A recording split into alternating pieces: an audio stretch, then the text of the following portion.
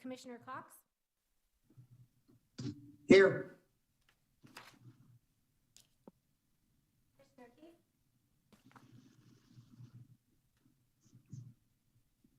Commissioner McCoy? Here.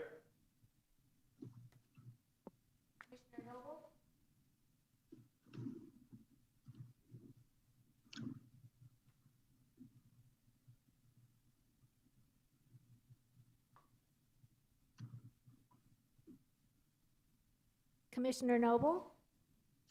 Here. Got 4. Commissioner Goss?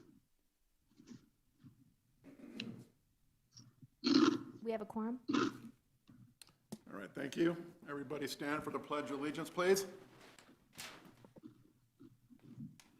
I pledge allegiance to the flag of the United States of America and to the republic for which it stands, one nation, under God, indivisible, with liberty and justice for all. Thank you. You may be seated. All right, item number 1, approval of minutes. Approval of regular meeting minutes of November 10th, 2020. Move to approve as submitted. I have a motion. Do I have a second? Second. I have a second. Any further discussion? I hear none. All in favor? Aye. Aye. Aye. Noble? Aye. All right, thank you. All right, item 2, consideration of public comments. Those wishing to address the Planning and Zoning Commission need not request permission in advance. Action taken as a result of public comments will be limited to directing staff to study the matter or rescheduling the matter for consideration and decision at a later time to pursuant to ARS 38-431. A, hybrid meeting in person attendance and written comments accepted. This is a hybrid commission meeting with 2 opportunities for public participation. 1, in person. Those wishing to address the council in person do not need to pre-register, but space is limited and will be allotted on a first-come, first-served basis. Attendance priorities will be given to presenters first and then non-presenters. Item 2 is written comments. All written comments must be submitted by 9 a.m. on December 8th, 2020 by emailing dwilliams@cityofkingman.gov or dropping off handwritten comments to Community Development Office located at 310 North 4th Street. Each speaker will be given 3 minutes to comment, and all comments will be shared with the commission and attached to the minutes for this meeting. Members of the public can watch or listen to the meeting live via Channel 4 or on YouTube at youtube.com. City of Kingman. Any public comments at this time? I see none. Thank you. Don, any, besides the comments that have been submitted to us, any other written? No other written comments, but we do have people in the audience who would like to speak. All right, thank you. All right, item 3, reports. Past council action. Staff will report on the council's action on 12/1/20 regarding the following items that were heard by the Planning and Zoning Commission on 11/10/20. Minor general plan amendment case GP 20-0003. Intermediate density residential 9-16 due AC to community commercial at Southern Avenue and Railroad Street. Rezoning case RZ 20-007, R16 residential single family 6,000 square foot lot minimum to C2 commercial. Mr. Chairman, members of the commission, the items that Chairman Frederickson just read were both approved by the City Council. In addition, the preliminary plat for Arroyo Ranches Tract 6020 was also approved by the council. All right, Richard, thank you. All right, new business for,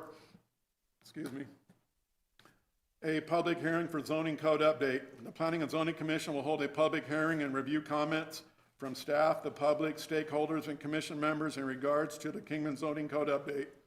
The commission will review issues individually and give direction on incorporating any changes into zoning code update prior to final recommendation to the city council. Richard, Gary? Let's bring up the Word document.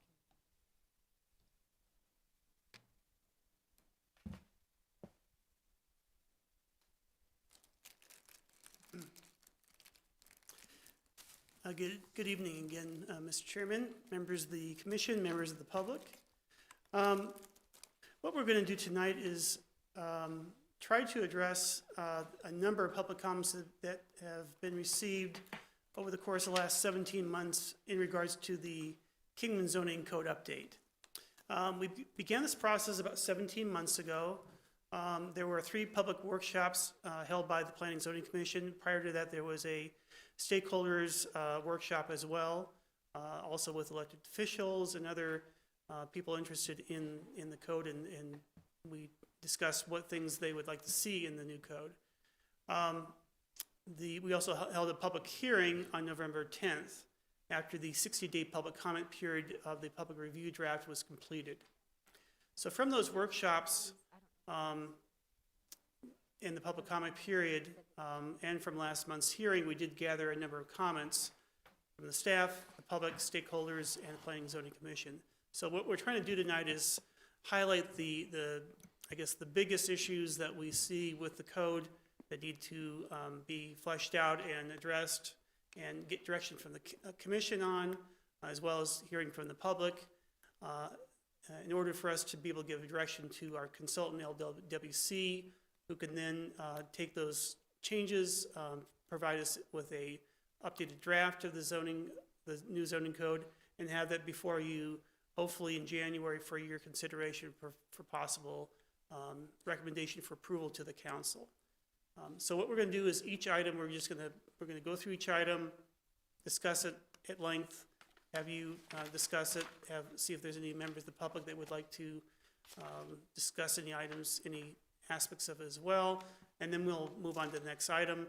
If necessary, the commission can also hold votes on items if there's a controversy or an issue that there appears to be disagreement on. That way we have the majority of the the commission's feeling on that particular section of the code.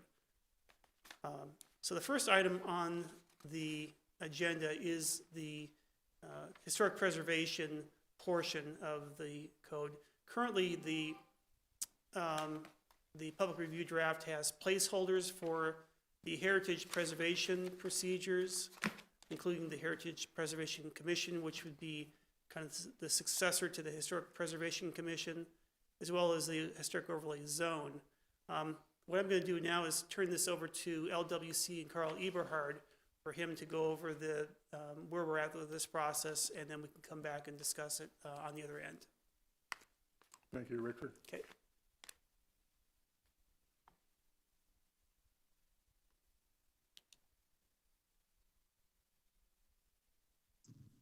Hi, Mr. Chairman, Roger, and members of the Planning Commission, Roger Eastman with Lisa Weiss Consulting.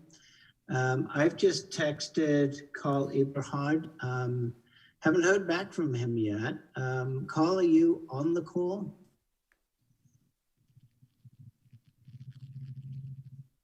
Not hearing from him. So, Mr. Chairman, if you don't mind, I'm going to suggest that Rich proceeds with the other items on the agenda that he's going to guide you through.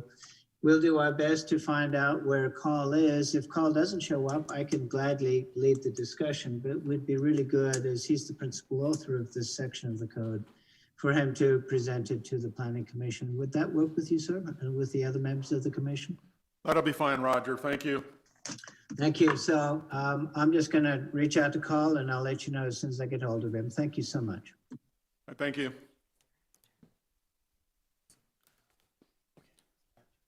Okay.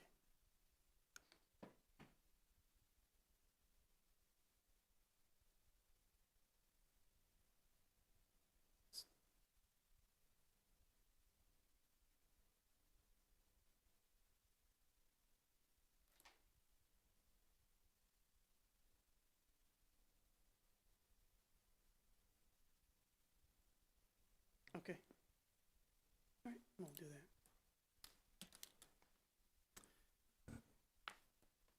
Okay, Mr. Chairman, we're going to actually move ahead down to item number 11 on the, in the memo. And that is the section regarding, if I can get to it, regarding architectural design standards. We did receive a number of comments today from several builders concerned with this particular section of the zoning code. We printed out those comments for you to review. We also have, I believe, a number of people this evening who would like to speak to you on this subject. I'll just briefly go over what the intent of this section is. And this comes out of discussions we had early on in the zoning code. There were a number of people on the commission as well as in the public that were interested in seeing some standards, some additional standards be applied to in new residential subdivisions for single-family homes, mainly to, I guess, get away from the cookie-cutter sort of appearance of homes in some of these subdivisions. And this is LWC's recommendation based on best practices. It would be applicable to new residential subdivisions.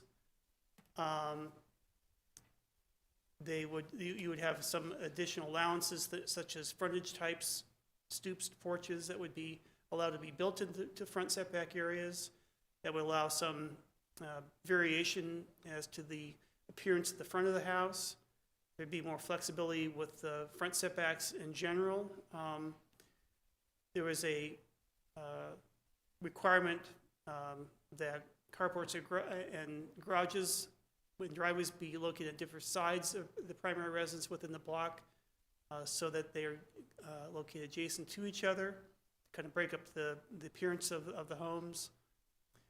I think the thing that was that generated the most comment is the requirement that if you have a residential subdivision up to 27 lots, there must be a minimum 3 floor plans, 3 architectural styles, 6 totally or distinct different building elevations, and 3 color schemes. That would be in situations where you have a residential subdivision with a single builder that's developing in those areas. Angle Homes initially reached out to us and expressed some of their concerns on these proposals. So we'll just kind of go over these comment bubbles that are in the memo, and then we can do some further discussion. First comment is that the definition of new residential subdivisions needs to be further defined as those being approved by the City Council or on or after the effective date of the zoning code. We had some concerns, staff level concerns regarding the requirement that the garages or carports and driveways be located on different sides of the residence, because we do have some separation requirements for driveways on adjacent lots. That standard would have to be changed in order to accommodate this particular design standard. Angle Homes did object to the number 4 in the memo, item number 4 regarding the change in building materials for every 3 houses within a block. We weren't sure about exactly why the 27 lots was used as the number. Why not an even number? That's more of a question of our consultant. And in the conversations we had with Angle Homes, one of the concerns they brought up is that these standards in 6, A through, it should be A, B, C, and D. It appears that these standards could only be applied when the subdivision and the developer and the home builder are the same entity. Otherwise, it'd be nearly impossible to enforce. Typically, builders, other than a few in town, will buy up a number of lots, build a series of homes, and then move on to the next block. they're necessarily subdividers, but they are buying lots and then developing in those areas. So that scenario wouldn't necessarily be subject to these standards in 6. However, if you are a single developer developing a single subdivision, you would be if you were over 27 lots. So that was brought up by Engel Homes as being potentially an unfair practice. And they would like to see that this standard removed from the zoning code. So that's the nutshell what's kind of before you this evening. As I mentioned, I think a number of people from the audience may wish to speak on the subject. I'd be happy to answer any questions you may have at this point. All right. I'll open it up to, I just have a list of 3 names here. The first one, and correct me if I pronounce your name wrong, J.J. Talley would like to come up and speak, please. Okay, I'm sorry then. I thought this was all Tron Pennington? Travin, I'm sorry. Yes, my name is Travin Pennington. I work for Engel Homes. And I just would like to say that I don't support this. I think it's a real slippery slope when you're legislating aesthetics, because it's like you're moving the goalpost depending on who's on the other side of that desk. And so and just a short story is, I sold a piece of property on Wallapai Mountain Road to Dollar General years ago, and it fell within the Wallapai Review corridor. I had reservations about this building. It was basically a metal building that they wanted to build, but I was talking to Tom Duranzo at the time, and he was saying, no, we have this architectural view, these requirements that you'll have to be, they'll have to meet. And fast forward, we've all seen the Dollar General on Wallapai Mountain Road. I don't think it's a beautiful building, and I'm not pointing at city staff or anything, but we do have an ordinance called the Wallapai Mountain Review Corridor, which was supposed to the intent was to make those buildings look beautiful. And so I just think that, just to kind of prove the point, there's a lot of details when you're talking aesthetics. We could miss, I think, it doesn't account for what if somebody wants to build a modern home, or what we've listed some home types that, or maybe those are preferences, or the city would prefer. But I just think it will be very difficult for city staff to articulate that, your guys' message. You want nice buildings here in town. And I just think that's something way better for our customers and the free markets to be able to flesh out and sort out. Thank you. Thank you. Tyler Engel, would you like to speak, please? Please come up and state your name. And Tyler Engel, Engel Homes. You guys are probably already sick of hearing from me.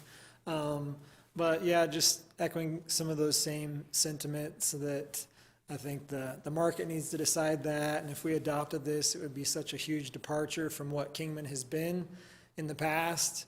The market already dictates what they're willing to pay for a cookie cutter home versus what they're willing to pay for a nice luxury home subdivision. And Kingman kind of has both of those already.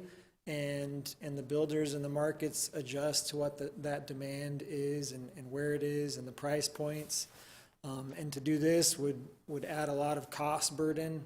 There'd be architects have to be involved to change the elevations every couple houses and the different styles, engineers involved, and it's not that easy for builders in a place like this to just change an elevation overnight. That's a very involved process where we're trying to provide cost-effective housing to people. So I'd ask that the committee remove this section would be the easiest, or maybe just switch it to suggestions that we would suggest builders remain cognizant of the building design and try to vary the look of houses over time or in subdivisions. Thanks. thank you, Tyler. Any further comments? Please come up and state your name. And Ron Jewett with Jewett Construction. I've served on city councils and planning commissions, and this is just unbelievable to me. I've never seen such thing. Can you give me another city where they're actually doing this?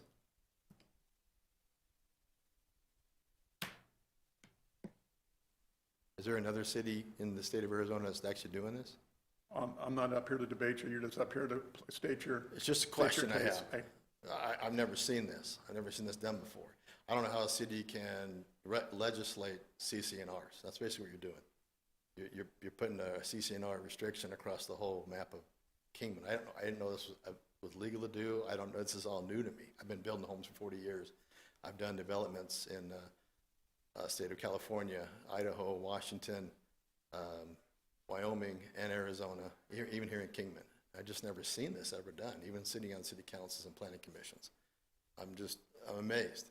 I understand what you're trying to do. I bought a lot on a street here in town, and across the street is all the same houses. I get it, but I choose to live there because I like the area. But I just don't know. I'm amazed that this is even legal. I don't know. I imagine you talked to your city lawyer. I imagine you have. I just don't. When I got the information, this is what you're trying to do. It's like, wow, this is pretty aggressive. I've just never heard it done before. I'm surprised. As a city administrator, I would never allow this. It's just too much work. I mean, I did a subdivision here in town. I submitted CCNRs, and you guys couldn't even control my CCNRs. I mean, how are you going to control this across the whole map? It's amazing to me. I mean, it's just so that's my question is, I'd like to see another town in Arizona who's doing this, and if they're able to do it, how they're doing it. It's just pretty aggressive. It's really aggressive, guys. It really is. Not that it's a bad thing, but it's a really aggressive thing, and it is undue pressure on the developer. Like if a developer comes in and does a 100-lot subdivision, he might sell 3 lots off first to pay for the development. And then you got 30 other builders in their building, you know. So it's just a lot of things maybe you haven't thought about. I don't know. I've sat where you sat. I know what you're going through, so I know it's tough. So I'm not judging you. But maybe some things, maybe you've already considered them. You know, you can respond to. Maybe you can respond later. But I just hope that you've considered these issues, because this is very aggressive what you're doing. Thank you. Is this a place where we have a back and forth? That's what I thought. All right. Any further comments from the public? Please come up and state your name. And good evening. I'm Rex Ruge with R Group Architecture and Construction. We have been building here for 27 years. I pretty much made my entire career here. Hope that my son's going to have his career here in Kingman. As one of the main the only architect in Kingman who's been drawing here for 27 years, done an awful lot of plans for a lot of builders. I think this is a mistake. I understand it may be well intended, but again, I don't believe it's the government's responsibility or their duty, or even, should even be involved in something such as, dictating what gets built by a builder. I think that's a free market issue. I also, as Travis was saying, I've also had experience with the 2 design corridors that you do have in Kingman up the Wallapai Mountain Road and along Bank Street. I've submitted plans before for projects that, as an architect, I felt were beautiful, and they were turned down because they did not meet the design intent that was called for within the code. I just think this is subject to interpretation of staff, and that may or may not be a good thing, but I don't think that city staff should be the person having the authority to dictate what a builder does or doesn't build. I would also say that, in a time when affordability is a big issue, this is something that drives us further away from affordability. There are, people that can afford only so much home. And one of the ways that you do drive down costs is by building the same home over and over. If you can afford a nicer home, if you don't want to live there, then you'll go in a community that has CCNRs or dictates these things to you. And, you let the free market decide on these types of things. I think this is a mistake, and I would urge the Planning and Zoning Commission to leave out this section out of the code. Thank you. thank you, sir. Any further comments from please come up, state your name. Hello, my name is Victor Tramaglino, PM for DNB Construction. Our current project is La Costa Townhomes in Kingman, Arizona. I've read this over, and I do have concerns because our product is a duplex-style townhouse. They are permitted as townhouses, single-family residents. They have a common wall in the middle, and they are mirrored. They're the same floor plan on each side of the duplex, and they're single-family. I just have a feeling if this does get implemented, it could affect the cost of us trying to change our floor plans. I mean, we're basically going right down the road. It's just left, right, all the same plans. If this got implemented, it could cost us, we'll have to redraw all of our prints, we'll have to redraw elevations. It could negatively affect the progress of our La Costa project. And that's all. Thank you, sir. Any other comments from the public? I see none. I close it off. Thank you, everybody. I open it up to discussion amongst commission members. I'll just make a general comment. I don't think it's realistic for the city to be involved in what somebody's house looks like. As long as it meets the code, as long as somebody's willing to buy it, that's up to them. It's not up to the city to tell you that these 3 houses are all you can build on a street, and you have to change it and build 3 more that look different. I think they're overreaching, and I do not support this in the least. Anybody else have any comments on the commission?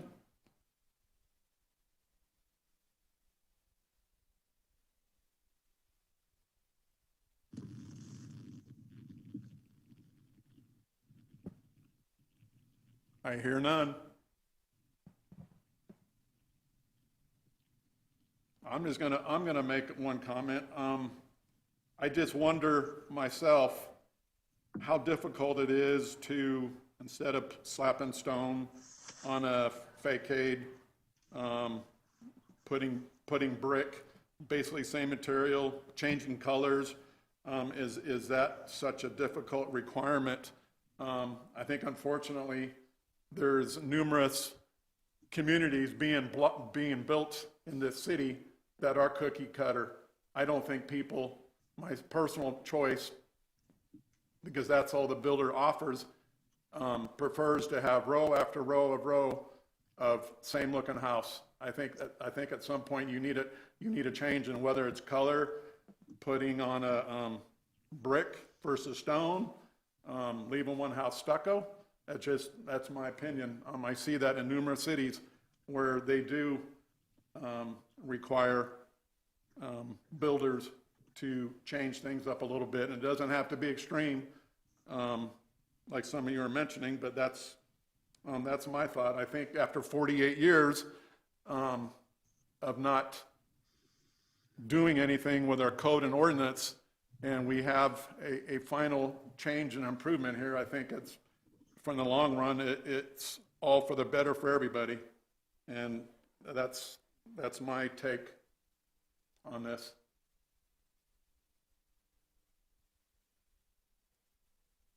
Any other comments from commission members? All right, I hear Yeah, none. with these stuff, yeah, I do. I was just curious, most subdivisions that I've ever worked in have had different elevations, 3 or 4 different looking elevations. Doesn't mean the floor plans change, but the elevations change to make it a more distinct subdivision of where you're building houses. You can do the driveway separation, I understand that, but to keep the community and tracks looking good, you have to provide more than just 1 or 2 elevations. You need to add more to it and make it more consistent with what's going on inside that subdivision as a builder. Thank you, Chris. Anybody else? This is Charmaine. I think I got here late. Do you have any comment on this item, Charmaine? I got here late, sorry about that. For some reason, I thought it was 5:30. But at this time, I don't know at this All time, right. because I'm, sorry about Thank that. you. I hear no other further comments from anybody, so all points taken. Anything to add on this, Rich? Mr. Chairman, you may want to at least poll the commission as to whether they wish to change any aspect of this section of the code, leave it in or take it out. I would recommend that we do that at least All right. this evening. As Rich stated, we'll take a poll. Anybody would like to keep it as is? Make changes? Oh, go ahead. Mr. Chairman, can we have a little discourse here first before, We may. so we may talk to the builders and see what, more on their position? Are we allowed to? Yes. Okay, I'll open it up for back and forth. Tyler, if you don't mind? I'm picking on you because Yeah. you're the most vocal. Yeah, I got all the letters and everything. Let me ask you one question real quick. Are you opposed to the idea of the elevation changes or the floor plan changes, or? I'm not opposed in theory to it. What I was going to comment is that if you've driven the new home subdivisions in Kingman right now, the vast majority of them do have varied floor plans and elevations already organically. There's a very small minority that are the cookie cutter every one. And I'm by far the biggest developer and builder in Kingman, and none of my homes are cookie cutter every single one. All of them have 4, 5, 6, 7 floor plans with varying elevations already. So it's not the case that Kingman is a cookie cutter town right now. That's not what the new home subdivisions look like right now. There's just a couple infill ones that are doing the least expensive house possible, and I champion them. I celebrate that because Kingman needs low-cost homes for first-time home buyers. That's the number one housing need in America right now is first-time home buyer inexpensive housing is what the country lacks. And so in order to get the least expensive house, you get the least expensive plan and you repeat it over and over because that's what a cheap house is. My market isn't really that, but some of the people in Kingman, that is their market, and I don't think we should take that away from them because that's what some people need. Their very first home, that's all they can qualify for is that house, where maybe my house has a tile roof and some fancier things and does have a facade on it, but it's more money. So I do think there is a spot for a cookie cutter subdivision, and we shouldn't just mandate that those should completely go away and are not allowed in Kingman anymore and chase away low-income people from buying new houses. Okay, thank you. Tyler, while you're here, so as I'm well aware, you do have 5, 6 different, how difficult is it where you always primarily use stone on a face of a house, change it up, just a general question, to put, the fake brick, Yeah, different things like that instead of stone, change a color. I know people, you offer colors, but people tendency don't always. yeah, we do a variation, but stone is what's in, brick is not in. So I'm just an example. we used to offer brick and no one ever picked it, so we offer 6 different types of stone now. And then some of our houses are only stucco on them. We've thought about implementing some siding that's real popular in some other places in the West and the Midwest, but there's a cost increase there to do siding, and so I've been trying to decide if I want to try that, but that's that's part of the market, right? If some of my customers come to me and say, hey, we see this other places and we want it and we want to pay for it, then me as the provider will try it out, right? But the market organically takes care of everything we're talking about today. If you believe in free markets and John Adams, then we don't need to do this, because the markets will tell us what we should do and what they want. Yeah, I don't think the city is requiring you to change or anybody change their floor plans, anything like that. I think it's just the appearance. Yeah, but this says floor plans and elevations, and like I mentioned, elevations is a big thing. You can't just take a pencil, and we can get Mr. Ruge up here as the only one that is an actual architect, and say you cannot just change the elevation. It affects the structure. You got to change everything, the footers, the trusses, where everything bears, and it's a huge project. But most of the subdivision in Kingman, like I said, if you go around, there's multiple different floor plans, so already the houses next to each other are not the same. They're different. They have different shapes. Some are hip, some are gable, parapets and things on them, high entries, low entries, porches, no porches. So it's very few subdivisions that are cookie cutter currently, so I feel like the problem we're trying to solve is much smaller than what we're talking about, and there should be allowance for some cookie cutter to get the real low priced housing that some people need. And I don't think that's the intention to drive, at least not my intention to drive anybody out from purchasing any type of home. And I don't think this draft, I don't think is that the intention. But yeah, so if that's not the intention, this paragraph needs to be deleted and redrawn, because as it reads, it says the words floor plan, it says the words elevation, it says the words materials on the front, styles. So it's very restrictive and going to be problematic. Could be litigious. It's super objective, right? So we're requiring Rich to go look at the floor plan and say whether or not it's similar to the house next door that was maybe built 2 years ago, and we had 3 ranches in a row, and then Rich has to go to me and say, hey, guess what? You can't build another ranch style home, and I got to come back and fight it. So it's just going to be super problematic, in my opinion. So thank you. thanks. Anybody else want to? Thank you. Yeah, I'd like to comment. I agree. I think that bringing all this stuff up right now is too much. It's too much for what we're going through right now.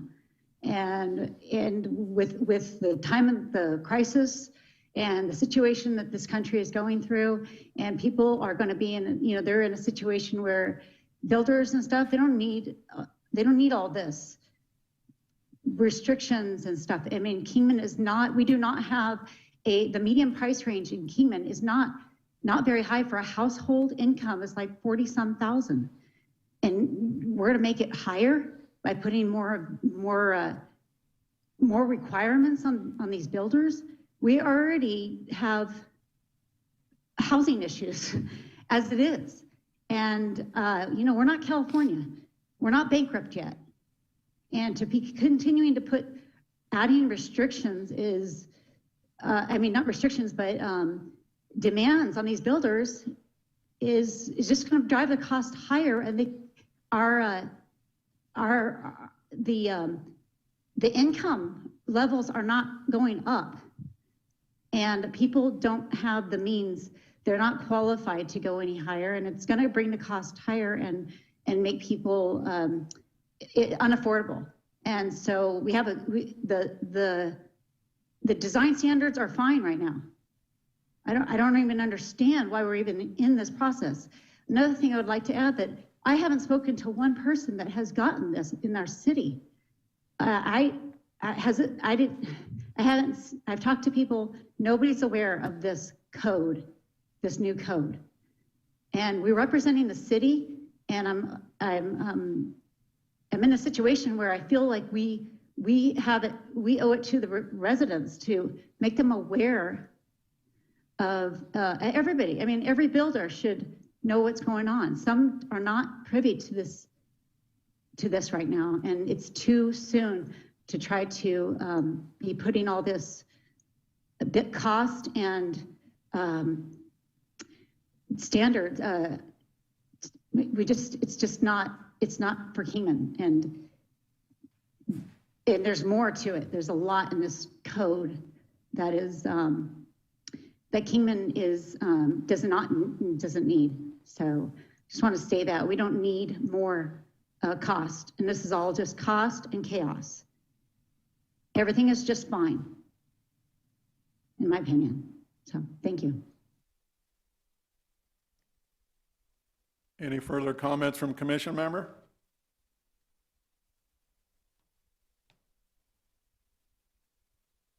All right, Travin. My name is Travin, I'm with Engel Homes. Sometimes situations like this, sometimes if we can create a win-win. And I'm like reading like section number 1 and number 2, it talks about as offering opportunities for builders where we have these front yard setbacks. Or like the front yard setback, the concept is you have a 20-foot front yard setback. That's pretty typical. And that's kind of because you want your garage at least 20 foot away from the street. So when somebody parks in that driveway, their big old truck's not poking out into the sidewalks or even the street. But offering builders a little bit of flexibility, maybe like the carrot in front of them this is like the no man's land, this front yard setback area. You can't build in it, right? Can't touch it. But these paragraphs 1 and 2 talk about being flexible. And I think maybe we could address some of this issue by swinging the carrot out there to builders and say, hey, if you can meet these requirements, maybe it opens up that. So when you look down a street, maybe that garage, instead of you pull into the driveway and you got your garage right here, maybe the garage rotates. The front of this garage goes out into that 20-foot space, but we're not parking a car there. It's just the side garage. So I believe by offering flexibility and incentivizing builders to do something different without offering the hammer of penalizing us and telling us how this needs to be done. And Rich, we've talked about some of these ideas before, being able to switch the garages, and is there an opportunity for, or is that what this is talking about? I believe yes. 1 and 2 are talking about flexible setback standards, and it's exactly what the Travin is talking about here. I think it sounds like from what I'm hearing from a lot of the builders is the concerns are the requirements, not the flexible standards, which may get this to the same point potentially. So just to consider, I mean, there are, I think, some really good things in there, and I think in that paragraphs 1 and 2, there's a lot of meat in there that could be help with the situation. Thank you for your Thank you. Mr. Chairman, Roger Eastman with Lisa West Consulting. May I interject for a minute and just offer an idea? Go ahead, Roger. Members of the Planning Commission, public there in the meeting, thanks for this opportunity to talk to you about this. Just as a little bit of background, when we did our confidential stakeholder interviews early in this process, gosh, it was early last year, the notion of presenting residential subdivision design standards was suggested. In collaboration with staff, we wrote this particular section that we're debating tonight. And I've been in government for 25 years, and I've listened to these kinds of debates, and this is exactly why we have this public process.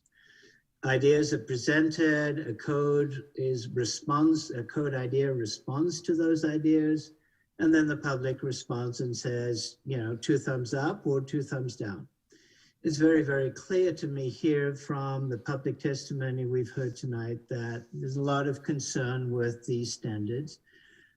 These actually come from a number of other communities. They're not things that we just dreamed up.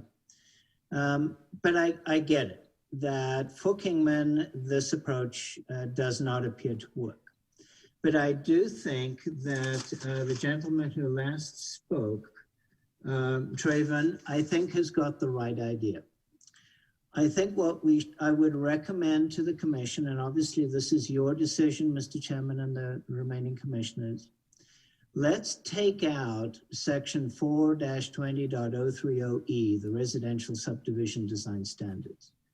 But let's maintain subparagraphs 1 and 2 and put them in the code somewhere so that the architects, developers, contractors will have some flexibility so that we get some variety along the plane of buildings along a street in new subdivisions. And remember, this only applies in new subdivisions. It doesn't apply retroactively. So if you think that's a good idea, we can find a place to put subparagraphs 1 and 2 in the code. And I think hopefully that should resolve the concerns. So Mr. Chairman, I'll defer back to you. Thank you, Roger. I'll open it back up to the commission members. I think that would be a great solution, because it does allow a little flexibility so far as curb appeal. Kind of breaks up the subdivision, so I would support that. Chris or Jeb or Charmaine? Any comment? Yeah, I like that idea. I think that's a good idea. Yeah, I concur. I'm in agreement with 1 and 2, as I hear from everybody. And I was just only thinking and hoping that some minimal changes. I wasn't talking about any contractor having to make major changes. If it was minimal changes was possible, and I think you would probably be on board too, so I'm good with 1 and 2. Richard, do we need a motion on this or just a recommendation? I would say it sounds like that's the consensus of the commission. I think we have the direction we need. All right. So as stated, the commission members recommended just we'll do the 1 and 2 and put it in there in the code update. And I want to thank everybody for coming in. As probably most of you, and I know Tyler's well aware of this, most of you know that our codes have not been touched for 48 years. We've just been doing amendments and text amendments. And if you could only see the history of the text amendments that's gone on in the city. So please bear with everybody all these changes. And it's, in the long run, it's for the better for all these, for everybody involved. So thank you for your input, everybody, tonight. Thank you. We're going to go back to the historic overlay, Richard. Mr. Chairman, I would defer to Roger Eastman. I don't know if Carl is with us now. Yeah, hi, Mr. Chairman. Again, Roger again. Yes, I was able to get hold of Carl. He's on the line and ready to take you through the historic preservation section. I get the call had a plumbing problem and was delayed, so our apologies for that. Hello, everybody. Can you hear me? Yes. Yes. Okay. All right. I apologize. Water heater blew up, so you can understand. Got distracted. So you should have in your packet a draft for the Heritage Preservation chapter. This follows up from our presentation in June. We did take a little bit of a hiatus as we explored perhaps looking at some different direction through a grant from SHPO and some other ideas. Ultimately, working with staff and the city manager, we decided not to do that. So we're really kind of back to our original scope of work. So you'll see that what we have crafted is a couple of things that will happen now with the zoning code, and then some things that can happen later in time if needed. So we're looking at the historic district and looking at expanding that. We've proposed a boundary that runs from Andy Devine up to the courthouse and from the high school over probably to 6th or 7th Street, not sure which one yet, as a potential boundary. We're looking at having, trying to identify some stakeholders and some champions within that area that can take up the cause and work with the community on what would be needed, what would be wanted in those areas. This is all relatively new in the last month or so. So once we've started that public outreach process and got some champions working on things, we'll be able to get more into the design guidelines. Right now, you're operating from design guidelines that are embedded within your zoning code. We're actually proposing to pull those out as a separate document and let the zoning code refer to the separate document. It's a much better way to go. We've done this before where the basic guidelines are based on the Secretary of the Interior standards. And then we can add requirements that Kingman would like to see, particularly stakeholders more than staff or us as consultants, those things that you want to preserve within your overlay zone. One of the other things that we talked about in June was the concept of cultural resource studies. Some communities do this community-wide as a way to inventory and identify resources within their community. We clearly heard that that is not desired for Kingman. So right now it's set so that it would apply only to properties within the historic district. And this relates a little bit back to what we were talking about with the SHPO direction, if we had taken that, if that opportunity had come to pass, is that this is a way for the city to understand what buildings are and what their value is, what their importance is, their significance and integrity, and these kinds of things, as opposed to getting a grant and doing it all in advance on behalf of the developer. So it's a little bit of a compromise solution in that regard. So it's a pretty good way to go. Doesn't necessarily capture all of the resources in Kingman, but it would certainly cover the historic overlay zone. So as far as the overlay zone itself goes, like I said, we're still working on kind of defining the boundary, which will be based on the public participation. We will be working on the guidelines, which will also be based on the public participation. And then finally, the other aspect that we've introduced in the code is the idea of a landmarks overlay zone. And this is kind of an interesting concept to wrap your hands around, but a lot of times when people develop subdivisions, they'll develop a zone for schools or churches or whatever they want to do, but they may not have necessarily located those. And the landmark zone is pretty much the same way. It's a zone that exists but is empty. And this allows property owners to put their buildings in the landmark zone one at a time. And it has a couple of advantages. It definitely does not step on the toes of Proposition 207 in Arizona, and that's the prior Proposition 207, not the current one. So basically the property owner who's interested in preserving their property would ask the city to rezone the property, putting the overlay over their property. And that way buildings and properties are recognized as landmarks, but yet it's not put on top of somebody without their permission, and it's not done on a district basis. So there's a lot to this draft chapter that we've put together. For the most part, it's relatively mechanical. It's a fairly typical way of handling things. There may be elements that you're interested in talking about, and I'd be delighted to answer questions now or in the future about those. But the couple of things that we wanted you to look at would be the idea of the landmark zone, One of the other things that we had suggested, if you all are interested, was changing the name from heritage preservation to historic preservation. From historic preservation to heritage preservation.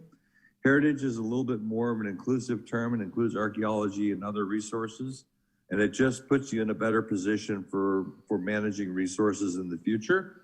On the other hand, if you wanted to keep it historic, which is a word that tends to be connotated with buildings mostly, we could continue that language if you desired. We just put that out there as something for you to think about.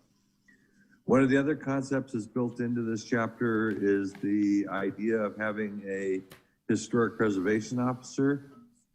This would be somebody on staff who could do minor approvals. It'll be responsible to SHPO and kind of be the champion of preservation in Kingman. Again, it's a good concept for a city to have.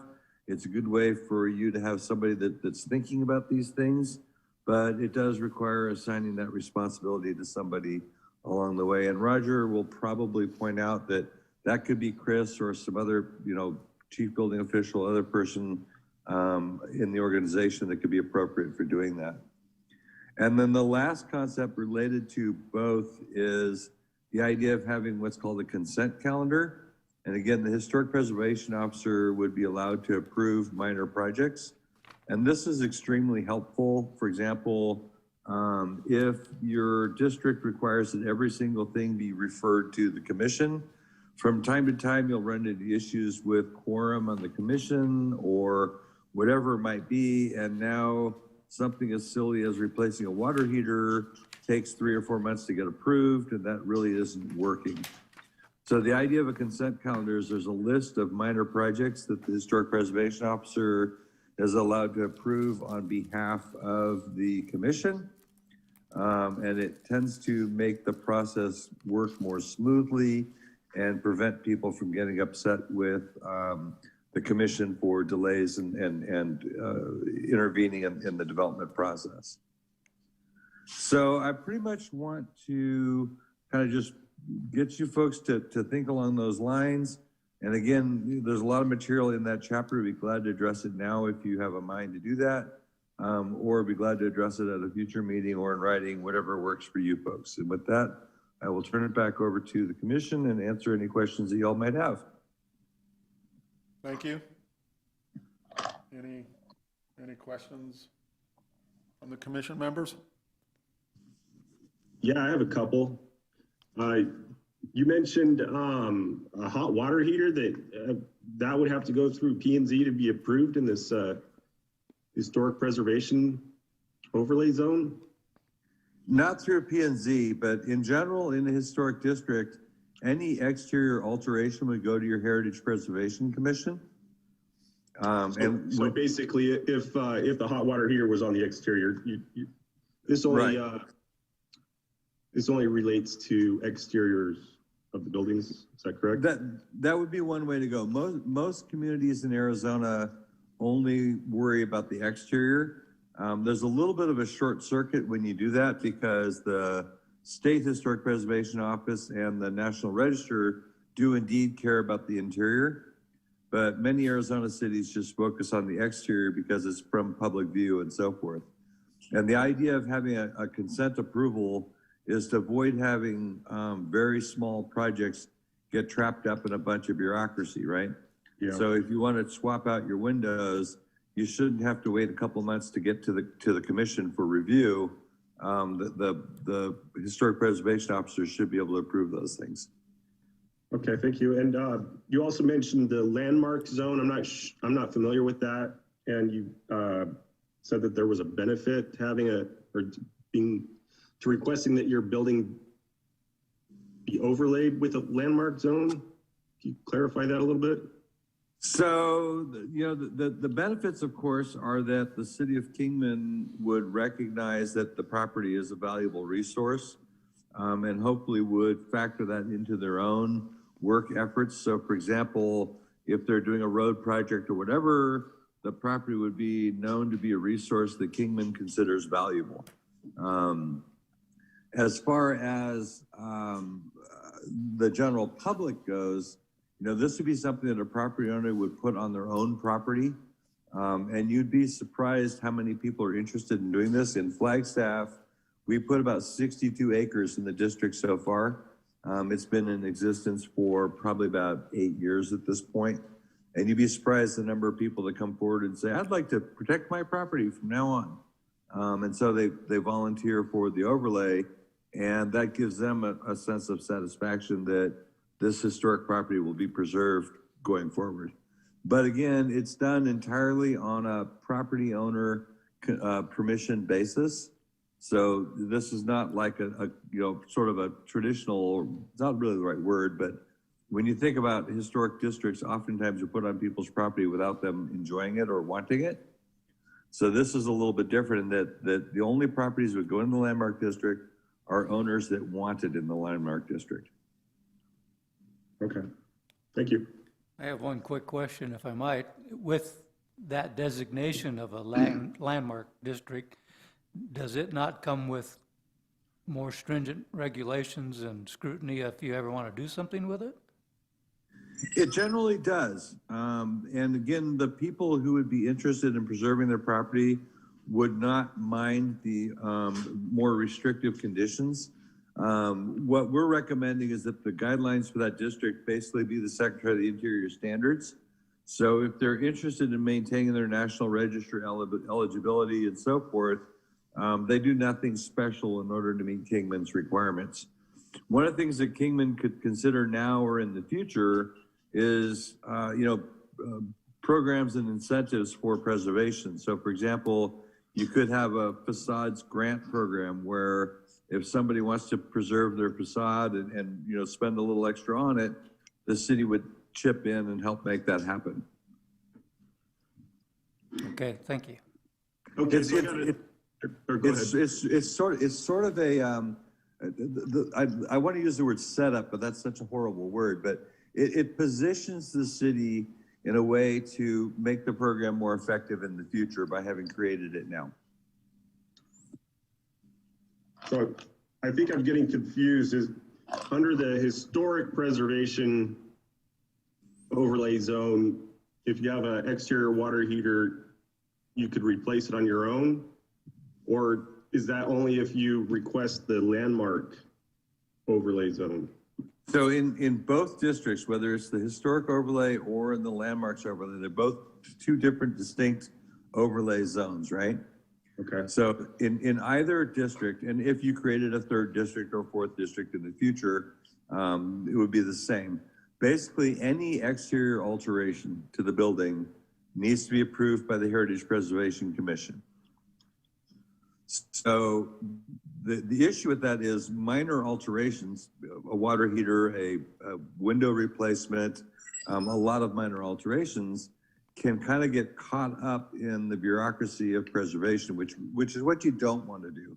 That makes it challenging for people to do maintenance and other basic things that they really shouldn't be having problems with, right? So you fix that through the consent process so that there's a list of things that are fairly normal, minor additions, outbuildings, water heaters, windows, etc. The list is in the code that says all of these things can be approved by the Heritage Preservation Officer, the Historic Preservation Officer, and so that they don't get trapped up in the bureaucracy. So in this overlay zone is it's from, I don't know, Maple down to Beale, 7th down to First or whatever. Is there a certain age requirement for the house? Because there are new houses downtown. Would they also fall under these same restrictions? So if you envelop newer buildings within the historic overlay zone, the answer is sort of, and I hate to say it that way. Generally what you do with a newer building in an older district, right? So let's say I've got a building that's built in 2000 and it happens to be sitting in a neighborhood of 1890s buildings, right? So generally what you do from a historic preservation point of view is you want to make sure that whatever is done to that building doesn't detract from the district. So you're not asking them to apply antebellum trim details and painted in 1920s teal blue or anything like that. All you're basically saying is, don't do anything to these properties that detracts from the property next door. And that you do that through a different type of approval. There's two approvals that are built into this chapter. One is what's called a certificate of appropriateness. And that is actually an approval for historic properties that basically says what this person is proposing is appropriate for the historic resource. The other approval is a certificate of no effect. And basically that approval is for those newer buildings and basically says this building, whatever they're proposing, doesn't hurt anybody else. It doesn't detract from the resources that are near it. Okay. I know it seems a little confusing and I apologize. I will attempt to answer your questions and clarify as best I can. What about vacant lots? If somebody wants to build a home on a vacant lot, how are they affected? So it'd be the same thing. The metric that would be used is, they're allowed to build whatever they want, provided it doesn't detract from the district itself. Okay. So Carl, Thank let you. me ask, is this an either or, the heritage or historic, or the landmark property? Is there a choice, or one will, I don't know. So generally speaking, with your downtown district, there would be no point in doing the landmarks overlay because they're already in the broader historic overlay district of your downtown, right? So basically, if you draw that rectangle that we were talking about, everything within that rectangle would be measured under the guidelines for the historic overlay district. All right. Now, let's take ourselves out to North Kingman, something along Route 66, maybe an old gas station or something, and the property owner has asked to put that in the landmarks district. So it's a mile away and it's a freestanding property. That would be measured against the guidelines for the landmarks overlay district. Okay, I follow you. Thank you. Any further questions from commission members? Yeah, I just think that, I just have a statement really, or a question also, but I just want to say that I think that downtown's doing a great job as it is. They've really beautified so many buildings back down there, and taken upon themselves to preserve and improve, and they are really working hard to make downtown Kingman beautiful. The other thing I just want to add is this is another expense because you're going to have to hire a historical preservation officer.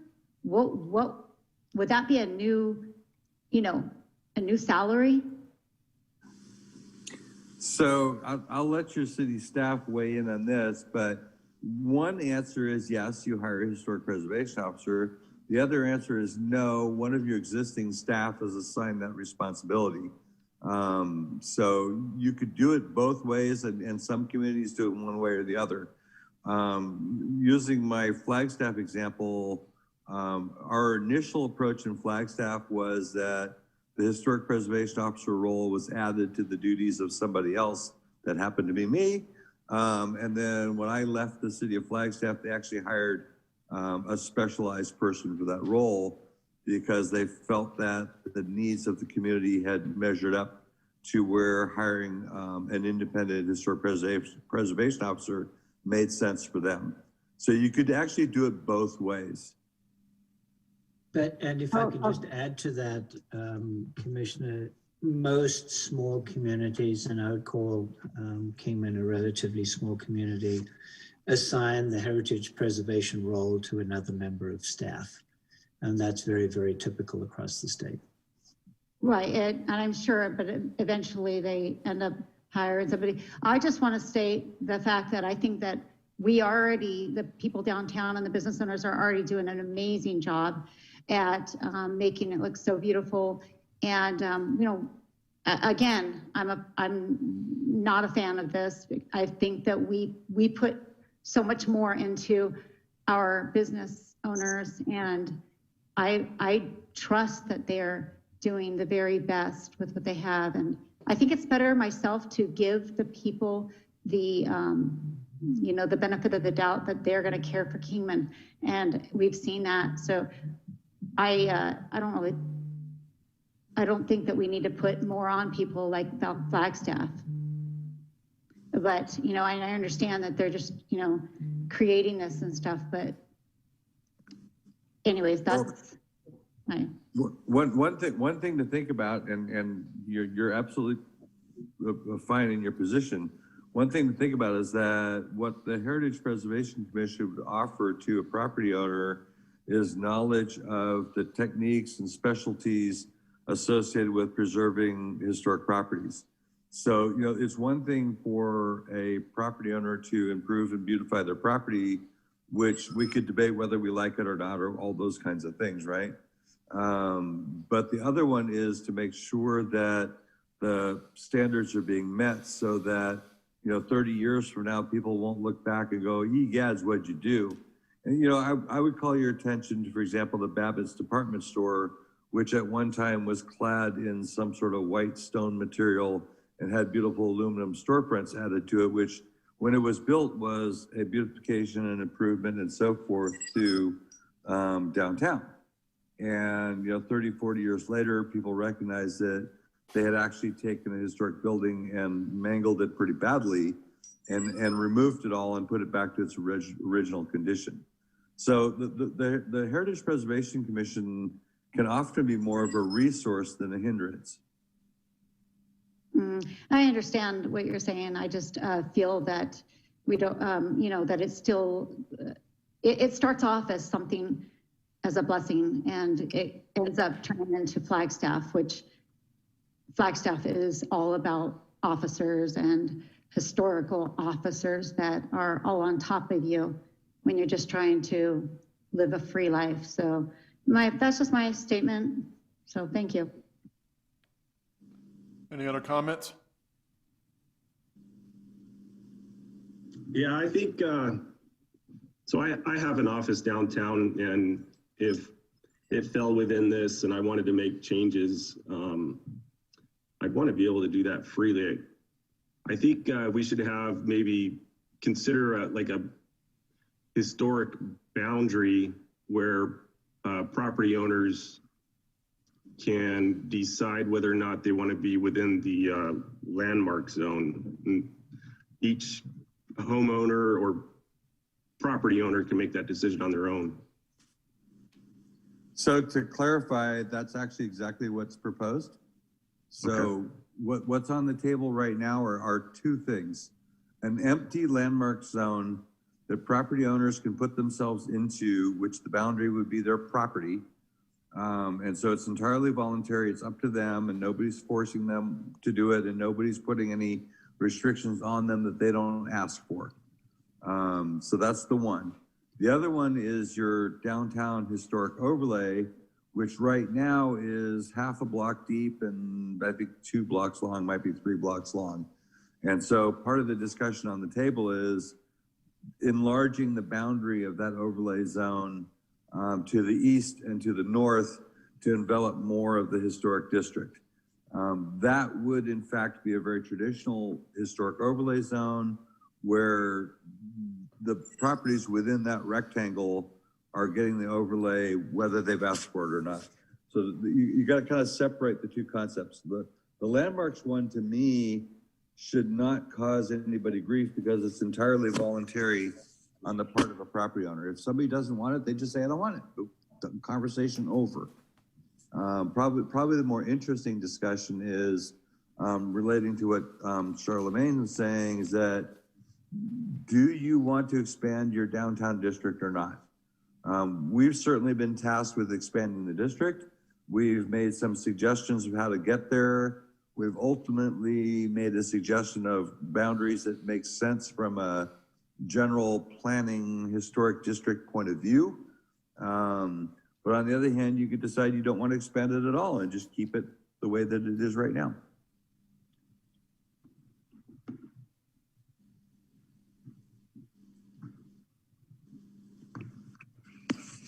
I guess it would just be important. I think the concern is not knowing, I mean, for some people, you know, not knowing if it starts off as voluntary and then ends up, you know, everything starts off one way and ends up later on down the line as being forced. And, you know, and I understand what you guys are saying. I guess my concern is that it starts off as a voluntary and then it becomes a war zone almost of how come you didn't, you know, you're not in this one's not doing that. So I guess that's the only concern. But I mean, if it's voluntary, great. But so what is the difference between where we're at right now? Because you can make your building historical. You can apply to have your building now put into a historical landmark. No, actually you can't. And so this gets back to the conversation that we had in June. You have to understand the difference between the National Register of Historic Places and the city of Kingman. So there's a world of difference there. So yes, right now, anybody can put their building on the National Register of Historic Places, and assuming that it meets all the criteria, blah, blah, blah, blah, blah, you're on the National Register. That, however, does absolutely nothing to preserve buildings. What it accomplishes is really two things. Anybody doing a project that uses federal money, licenses, or permits would have to consider the historic nature of the property. But anybody who is not using federal money, licenses, or permit could bulldoze the property at any time they want, and there's nothing anybody could say, whether it's on the register or not. So that's the National Register. It also gives you access to grants and some tax credits and some other advantages. But as far as actually preserving historic properties, it does almost nothing. So if the city of Kingman wants to preserve historic properties, you have to do that at a local level with local ordinances. That is true nationwide. Every building that is preserved by local laws. So if you want to prevent somebody from bulldozing the Beale Hotel, you have to make a local law that says you can't bulldoze that building. Oh, I see. Okay. So, and then you still have to, and then if you did do that, you have to fall under all those, all the guidelines automatically. It's black and white, right? Yeah, you know, yes. At the end of the day, it's black and white. You're either in or you're out. And if you're in, you got to follow certain rules, right? But preservation is not quite as black and white as zoning. You know, when you do the rest of zoning, you can measure from the property line to the front of the building, and it's either 19 feet or 20 feet or 21 feet. And if the rule is 20 feet, then the 19 feet is going to get rejected, right? It becomes very mechanical at that point. Preservation is a little bit more flexible. So for example, you might work on a building and say, well, you know what, the windows are all rotted out. I'm going to replace all the windows. And the folks down the SHPO really hate replacing windows. But, you know, if you combine that with, hey, I'm, you know, rehabbing all the siding and I'm putting the floor plan back in order and I'm going to do the landscaping. And so, you know, if you sort of said, I'm doing 8 out of 10 things that are, you know, really right up the right alley, but, you know, there's 2 out of 10 that I just can't live with these old windows anymore, right? So it's not quite as black and white as a lot of other zoning issues. And that's why you have your commission, your Heritage Preservation Commission, which should be composed of, you know, a different group of people. There should be architects, there should be historians, there should be property owners, particularly from the historic districts. You know, there should be a wide variety of people on that commission that can lend a degree of reality and reasonableness to what they do. But on the other hand, you do want to have a guiding body that has knowledge and expertise on preservation so that people don't do things by mistake that ruin historic properties. One more question for you, because this is important, because I've traveled to different areas. Say a property owner doesn't have the funds, okay, and the building starts deteriorating. When you're in the historical or heritage preservation and you put the properties in there and you don't have the funds, so they just starts deteriorating. Is there something that steps in and then liens the property, or does it just deteriorate because that owner doesn't have the funds to comply with the requirements? So you could do that if you wanted to. It's not currently built into the code that we've put before you. Some cities, Sorry, I didn't want that. I was just asking if that would happen, like. Yeah, as the code is constructed right now, it would not happen. Okay. That's known as demolition by neglect. And that can take a building from a contributing historic property and turn it into garbage.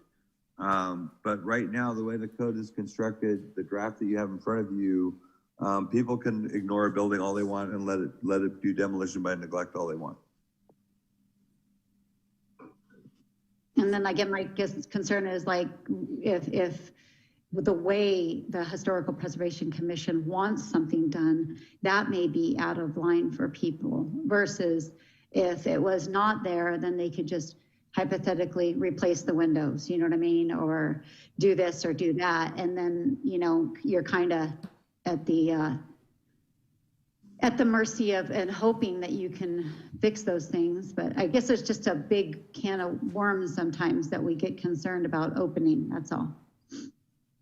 I do understand. And one of the things that I would recommend that you think about in the future, which is a very effective tool for combating the concern that you've just raised, is to have a facades grant program that the city of Kingman will do to help people out in that situation.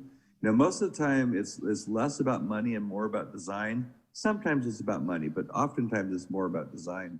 But in those instances where it is about money, if you have a facade grant program, to put it in a very callous way of saying it, you can bribe people into doing things differently. So for example, somebody comes in and says, I want to switch out all my windows to vinyl windows because vinyl windows are $34 at Home Depot. And so with your grant program, you can say, well, we understand, but if you put in Pella Architect Series wood windows and we paid for half of that, would you be willing to do that? And I've never had a property owner say no yet.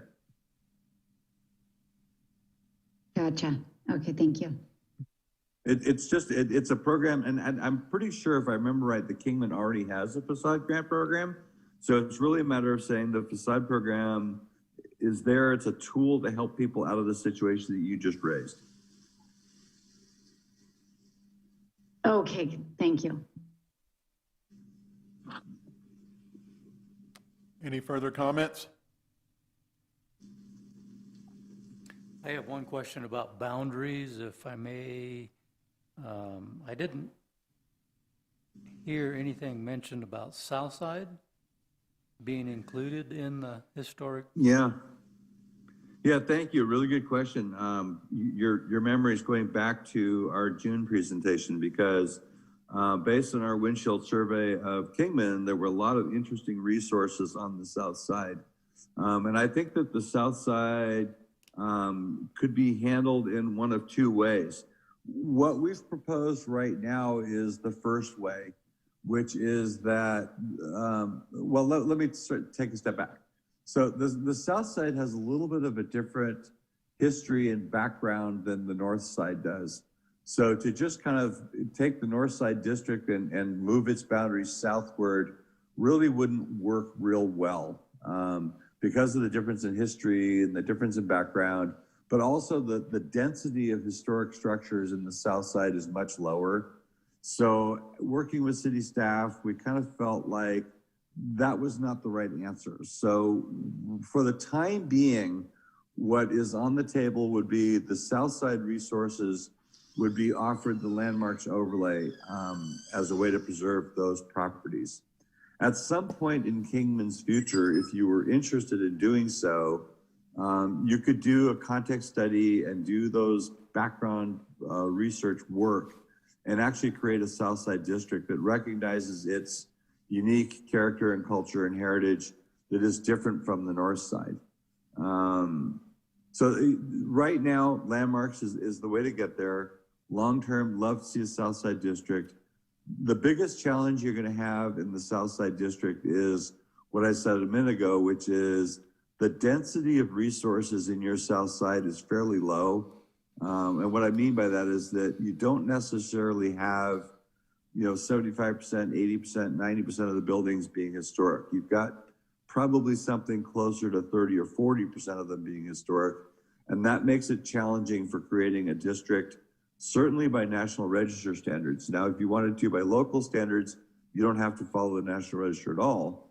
But if you were kind of using the national guidelines as a way to go, it might be challenging to create a South Side district because of the low density of resources. Okay, thank you. Any further comments? I hear none. Thank you. Thank you for your input, Carl, and thank you for your time. And Well, thank you, folks. I appreciate your time, and I would welcome you to, any of you individually or collectively, email me. Be glad to answer questions and work on things as you run into them and think about them. all right, Carl, thank you. Any questions or comments from the public on this? All right, I see none. Richard, I'm assuming the Historic Preservation Commission has a lot of, I guess, teeth or input on this, since that's kind of up their alley about the downtown. So they'll be where their boundaries and what they perceive as historic, and with your guys' input. Well, our plan is to definitely include them in and get them involved in this, probably before this comes back to you in January, if we have an opportunity to do that, get their input on the direction that we're going with this. So, yeah, it would be important to do that. So right now, I guess we need a direction if we're on board with going forward with, as it's lined out, the historic preservation, heritage preservation, and the landmark property, if that sounds good with everybody, or anything want to be changed, or? I make the recommendation that we have the historic overlay boundary but not expand the historic overlay zone. Instead, use the landmark overlay zone. For everything else, is what you're saying? Yeah. I agree.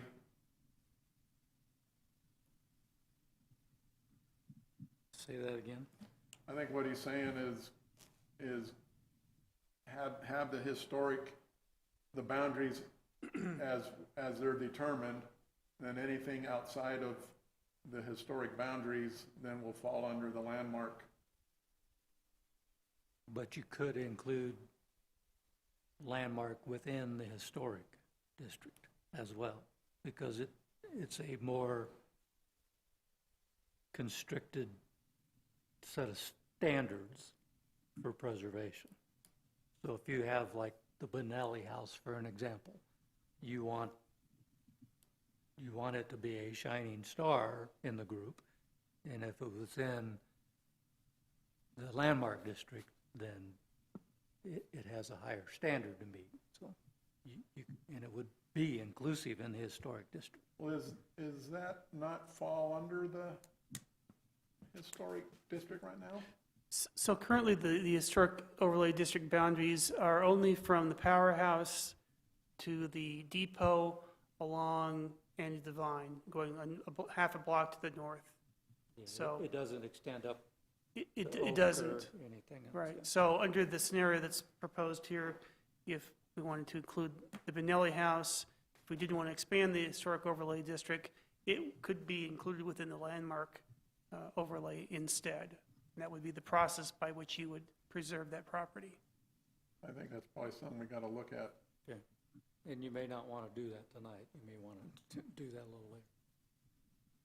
So we can have further discussion or ask staff to come back with what designated boundaries and what, as we perceive it, as historic landmarks or homes in the area. Mr. Chair, if I may, that is not feasible under this initiative. What we're looking to do eventually, but not part of the initiative of updating the zoning code, would do a new context study and determine what should be absorbed and that the current historic overlay zone may expand. But that is originally part of this. It was going to lag 6 months behind the zoning code update, or we could fix a few items, as Carl mentioned, like designating it as heritage preservation versus historic, which would allow us to take landmarks such as a sign. Okay, if there's a sign that's down at Andy Devine and the Historic Preservation Commission, which may become the Heritage Preservation Commission, deem that that sign has some historical significance, we could landmark it and pull it in. All right, under the current HOD, which is the Historic Overlay District. But right now, we are not looking to expand the current Historic Overlay District. Next year, when SHPO has their grant process, staff fully intends to vet this through the Historic Preservation Commission, see if they want to seek out a grant, and then would get a new context study to identify the expansion of the Historic Overlay District. So as of tonight, are we better off going the direction of the heritage? Well, again, I don't think staff is looking for a vote, just direction to move forward so we can move to take the public review draft and put it in final form for the commission to consider a vote sometime in January. So basically, it would be those bullet points that Carl talked about, the change from historic to heritage, incorporating the landmark process, keeping the historic overlay district as is, and I think there was one more caveat that Carl mentioned. Did I miss something there, Rich? So basically just those bullet points to move forward. And we'll fine tune it in the final review draft and get it out in plenty of time. We still have to fit in a meeting with the Historic Preservation Commission in between now and January, coming back to the Planning and Zoning Commission. Well, I would support moving it forward. Yeah, I agree. I agree going forward with, the heritage and the landmark. I'm on board with that. Anybody else concur?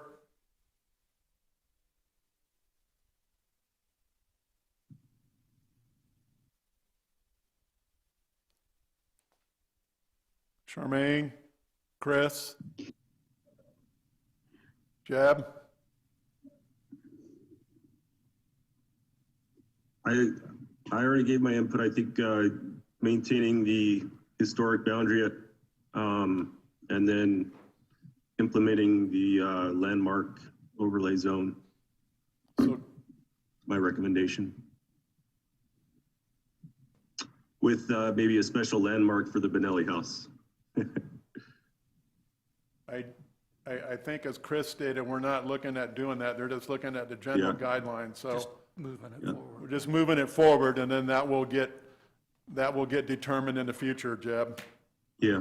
So if you're in favor of just moving it forward so we can get to that point. Sure. All right. Chris? And Yeah, Charmaine and Chris? that's fine, yep. Yeah, that's fine. Okay. We have 5-0 to move it forward. Thank you, everybody. I guess we're on the last item there, Richard. Actually, we are going to skip ahead to the last item because we do have a few people here this evening that would like to speak about the billboard issue, so. I knew they weren't here just to watch us all night. This should be pretty quick, I believe. So we've had a number of meetings with Lamar, which of course they do billboards in around this area. There was some concerns over changes to the sign code and how that might impact their business. I believe that we have addressed their concerns. They can also address that this evening. What our proposal would be to allow the billboard signs to also be not only in the C3 district by conditional use permit, but also allow them in the industrial districts by conditional use permit. There are a number of signs already that are currently non-conforming along Anna Divine that are actually in the I-1 district, so that would make those conforming. That was one option, or one compromise that we suggested. Another thing that came up, and this was a discussion with the city manager, that is there was interest in allowing potentially some billboards on city-owned property. The golf course has been mentioned because they have a sign out there. There've been some mention of locations elsewhere that they're on city-owned property. So we included a condition or a statement that by CUP it could also occur on municipally owned property, but there would still be a public process to allow that to occur.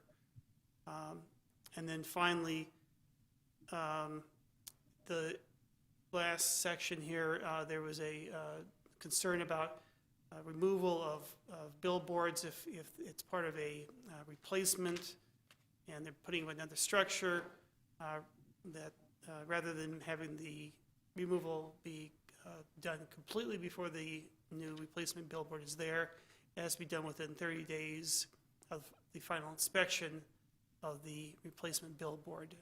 So we suggested that change. One of the things that did come up in our discussion with LWC earlier or last week was this concept of digital billboards, replacing 3 static billboards for a digital billboard in Kingman. After we got thinking about this a little bit further, this probably works in communities where you don't presently allow digital billboards and you're trying to reduce the number of billboards you have in the city, and you want to consolidate them, and this is an incentive to allow digital billboards in their place. But we already allowed digital billboards in Kingman, so we couldn't quite figure out how you would incentivize this because you already allowed the digital billboards. There's nothing really to incentivize people taking down existing billboards. So after discussing this with our consultant, LWC, it was decided, at least our suggestion is to take this provision out of the code. So those are the changes related to the billboards, and I'll be happy to answer any questions you may have at this time. Rich, if I might, page 12 here on table 4-90-060 says commercial zones, and down at the bottom it says billboard signs would be allowed, freestanding directional signs would be allowed. And is that commercial zones all inclusive and anywhere in the city of Kingman? No, it's a little confusing because this table is actually split by the page, but there is a footnote there, number 4, I believe it is, and then under 4, it says only allowed in C3 zones, and we have the bubble there to further clarify it's by conditional use permit in accordance with the other table. So, but that still goes back to my question: is anywhere there's C3? Well, that's true today. Anywhere that's zone C3, you could apply for a conditional use permit for a billboard, although there are certain spacing requirements that they have to meet, which is also in this section, although it's not within the memo. Okay, my memory's failing me at the moment. Is there any C3 anywhere on Stockton Hill Road? There is, but there also is, and I haven't smoked, there are other standards that they would have to meet. There are sign corridors, so it'd have to be within the sign corridor along Andy Divine, I-40 or West Beale Street, zone C3, and it would require a conditional use permit. And there are also some spacing requirements. So it is not blanket C3 anywhere in the city under C3. So the corridors that you mentioned would only be allowed for billboards Correct. Stockton Hill Road is off the table. That's correct. Yeah, we aren't changing anything in regards to that. The only expansion would be to allow them in the I-1 zones, but again, only within those corridors that already exist. That's on page 13, Scott, there on And that language is, section 2. that language is in here somewhere? It's That- in Those the- are the allowed corridors? Yes, Okay, it's okay, in I the, see it. All right. yeah, it's in the Yeah, they're on following top. table. I-40, Section two. Andy, and East, okay. Thank you.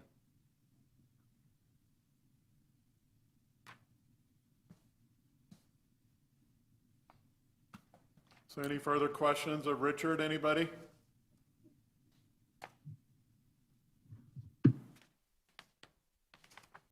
All right, I hear none. I open it up to the JJ Tally. You were so patiently waiting. I tried to call you on the beginning, but Good evening, Mr. Chairman, Commissioners of the Board, and staff. My name is J.J. Tilley, representative for Lamar Advertising, located at 845 Air Park Drive in Bullhead City, Arizona. I grew up in Kingman, Arizona. Our GM resides here, and we have many local small business advertisers here in the city. That is why I'm here to explain our intent on partnering with the City of Kingman's narrative, which is to update and beautify the city. How would we accomplish that? By strategically placing new, updated digital billboards and taking older ones down to ensure areas of the city are not so concentrated. This would allow us to evenly distribute and update our inventory. By placing them on municipally owned property on this, the city would in turn receive lease rents just as our lessors do. With the city owning a handful of parcels on Stockton Hill Road, this would ensure that the thoroughfare would not become cluttered with billboards. With our digital inventory, we utilize it to broadcast important information out to the community for emergency alerts such as Amber Alerts, FBI, America's Most Wanted, EBS, FEMA, through their Public Alert and Warning System program. We recently utilized our digital inventory to broadcast information about COVID-19 to the public here in Kingman. With our Bullhead inventory, we have used it for local Amber Alerts and community events. With the proposed code, we must still apply for the CUP. The Planning and Zoning Commission and the City Council has the final say in, where, and if the billboards are even deployed. We are here to answer any questions you may have, and thank you for your time. I have one. Okay. And I just asked about Stockton Hill Road, and in your narrative, you mentioned Stockton Hill Road. Something about municipal properties City-owned properties. on Stockton Hill Road. Mhm. And so you specifically would like to locate there? Is that my understanding? Yeah, we would like to take some down on where it's concentrated, where there's a lot of billboards. On Andy Devine or Correct. whatever? Older ones that need to be updated, we would take those down, and we would like to replace and put a few on Stockton Hill Road. Okay. Well, as you know, I'm opposed to billboards on Stockton Hill Road. To the best of my knowledge, there aren't any there now, other than the signs at the major shopping areas. Right. So why do you want to come to Stockton Hill Road other than the traffic? We feel that we can evenly distribute it'll help our small business advertisers, and we'll evenly distribute our inventory is what we'd like to do. And we'd like to beautify and update the inventory as well. So the typical billboard today is designed to last 100 years, probably, or more? Correct.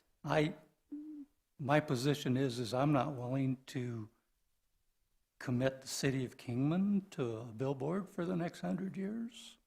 And I absolutely would oppose that. Okay.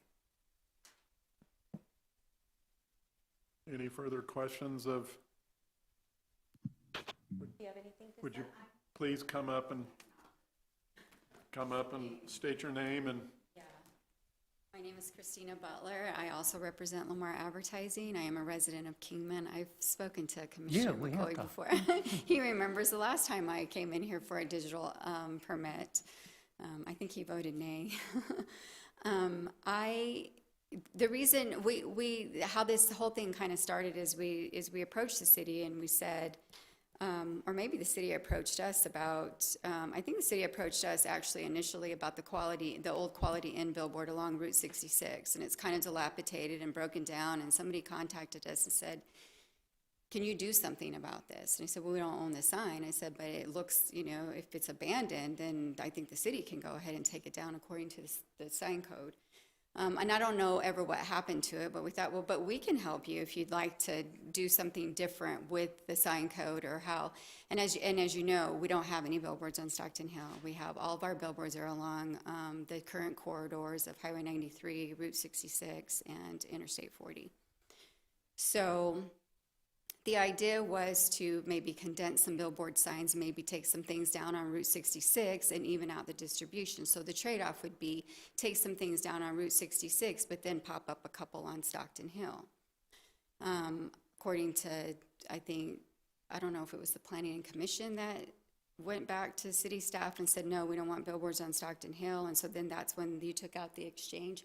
I'm not sure, I'm not totally up to when taking billboards down to get one put up on Stockton Hill. I don't know why that happened. Like, why was that taken out of the code or the proposed code? But so that kind of defeated the purpose of we're trying to beautify the city and maybe condense our billboard structures by evenly distributing them throughout the city. So I don't know if I don't know what the objective is here. I mean, if you're all fine with us having all of our billboards on Route 66, then we'll live with that. But we would like to, and it was suggested that maybe we could take 3 or 4 down on Route 66 to put one up on Stockton Hill Road. So would that be something, Mr. McCoy, that you would consider if we could dismantle a few to trade for one? Well, it's certainly not up to me. Right, but I know my opinion is Stockton Hill Road's off limits. That's my opinion for what that's worth. Why is that? My personal opinion is billboards are unsightly, they're distracting, and they're designed to be distracting. I mean, that's the purpose is you want to be in everybody's face to get their attention. Your attention, yes. Stockton Hill Road, I don't know, has what, 40, 50,000 cars a day.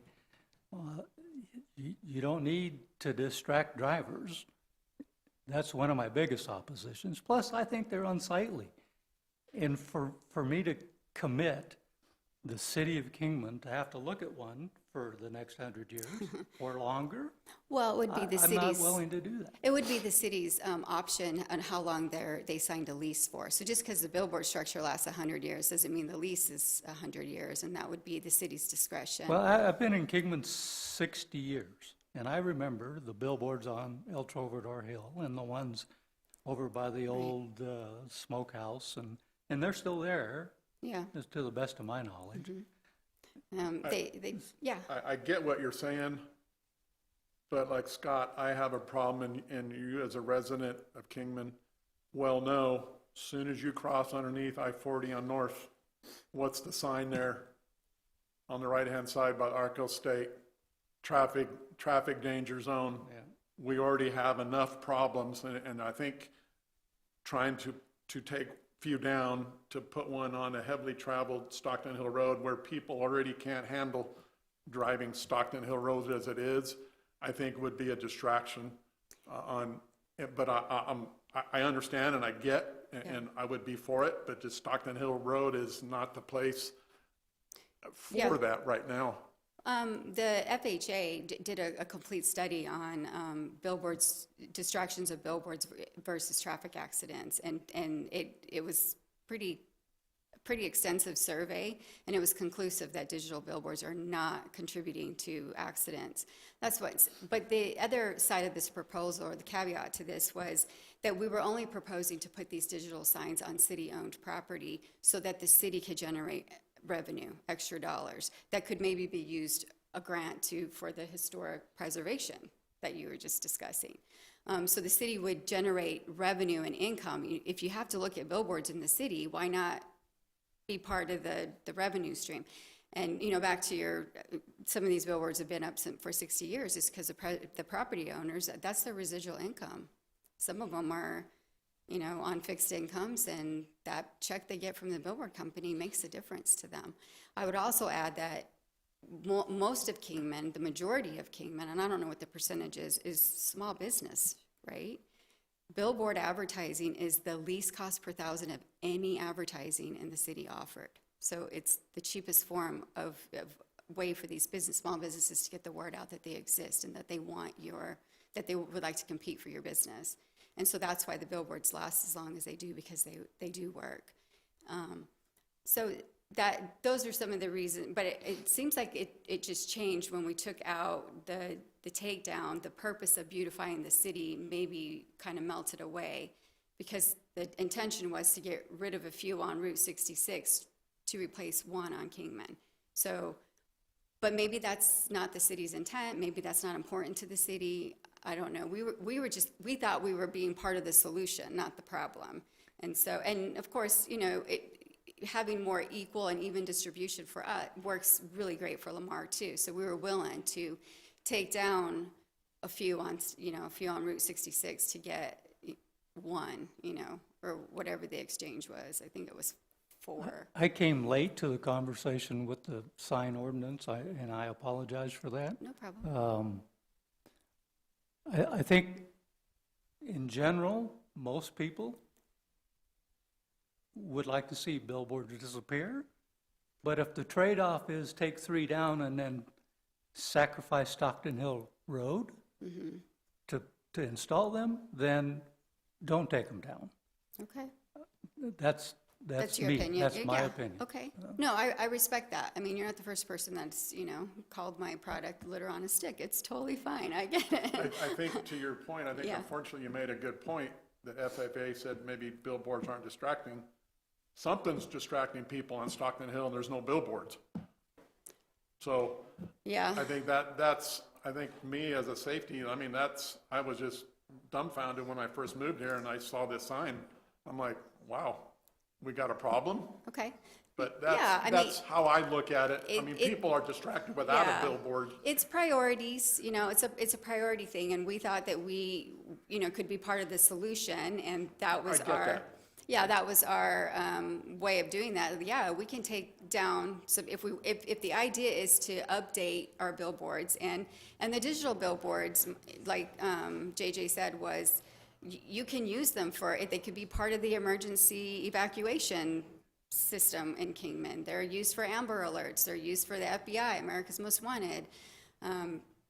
They can be utilized for public service as well. They're not just the billboard company and the city now are partnered to increase revenue.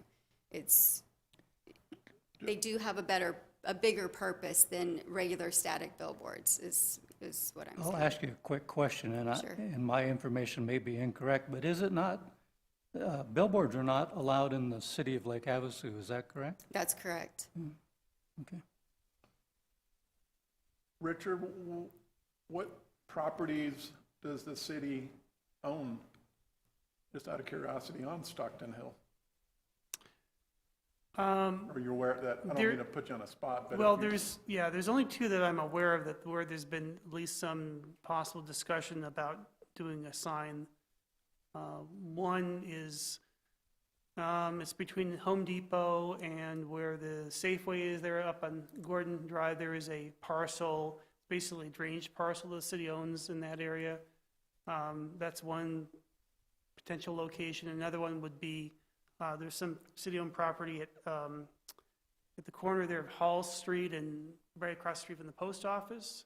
That little ore cart is. Where that little triangle is. Yeah, Yeah. that's city-owned, small city-owned property. That was another possible So just location. outside of that zone that you were talking about, so we wouldn't be trying to cram something in there. Like I said, we were just trying to be part of the solution, and that if it made sense to, this is a good way to update the signs that we have, take down the ones that maybe we could trade or exchange, and the digital, and then create a digital network in the city that could be part of public service messaging, and generate revenue for the city as well. Could you not use the current locations that you have and update those with digital and remove 1 or 2 and just kind of keep them essentially where they are. Yeah, so we have a digital sign now. We have an application in Bottom for, of Belch Road. yes, the one that you didn't I want. voted for that. I did not vote against that. I argued it, but then I did vote for it. So we have that one, and then we have a application in to convert a second one, digital. And then, but you can't have too many of these, and that to answer your question, it's not like we're coming in here and we want 10 new signs on Stockton Hill. We really are only asking to put them on city property so that the city can, to partner with the city, so the city can generate revenue. And like Mr. Ruggles just said, they're not in that zone, that dangerous traffic zone. Well, the one is by Home Depot. I think we're out of that. It's in the high traffic enforcement area. No, I think we're out of that area by then, by Home Depot. It shouldn't be. Right. So yeah, we could, but there would be, in a city Kingman size, we wouldn't need a proliferation of digital billboards. So we would never have that many. That's why we could take down a few on Route 66 to get one digital on Kingman. And again, the digital electronic signs are obviously, they're more modern, they're updated, and they're more useful to the public because of the public service messaging. And it's instantaneous. I mean, it's instant. You know, if there's a flood on, I don't know, on Highway 93 coming in, or the road's been shut down because of an accident on the way to Vegas, you could immediately, the city could immediately upload messages on the digital network that said, hey, traffic's blocked on 93, so take a different route, or don't think you're going to Vegas anytime soon because the road's blocked, or whatever. So there are certain things that you can do with these digitals that you can't obviously do with statics. And that's what we call it. And I don't disagree with you, but I do think they're distracting, especially when you have the volume of traffic that there is on Stockton Hill. To try to tell somebody, hey, there's something going on 50 miles from here or wherever, and you need that attention span for 6-8 seconds, and they're looking at your sign, they're not watching where they're going. Right. And I understand your point. That's where the traffic is, that's where you advertise. I understand that. Yeah. But I don't agree with it. Okay. No, I respect that. I'm not offended by that at all. I totally get it. Like I said, we were just, when this whole conversation came up, we thought we could be part of the solution here to help Kingman beautify the city. And if we're not, we're not. But we would certainly love to be. Fair enough. Okay. Thank you for your input and your comments. Okay. Any further questions of? Oh, yeah, I just want to say that I like the billboards. I think the digital ones are really cool. I like billboards, but as Commissioner McCoy said, Interstate 40 and Andy Devine, these are highways. And Beale Street kind of moves into a highway. Stockton Hill Road is not a highway, and I do love billboards, and I like Lamar's billboard, but I don't think Stockton Hill Road is appropriate for the billboards. So I would oppose that. Okay.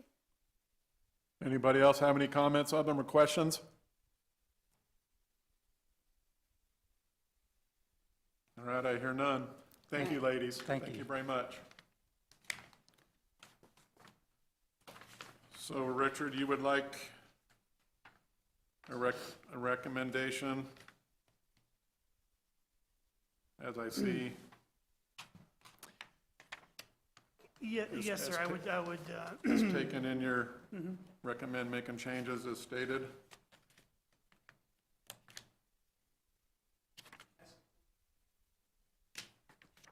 It's closed off. I'm sorry. Rick. I was just saying that, yes, we would like direction from the commission.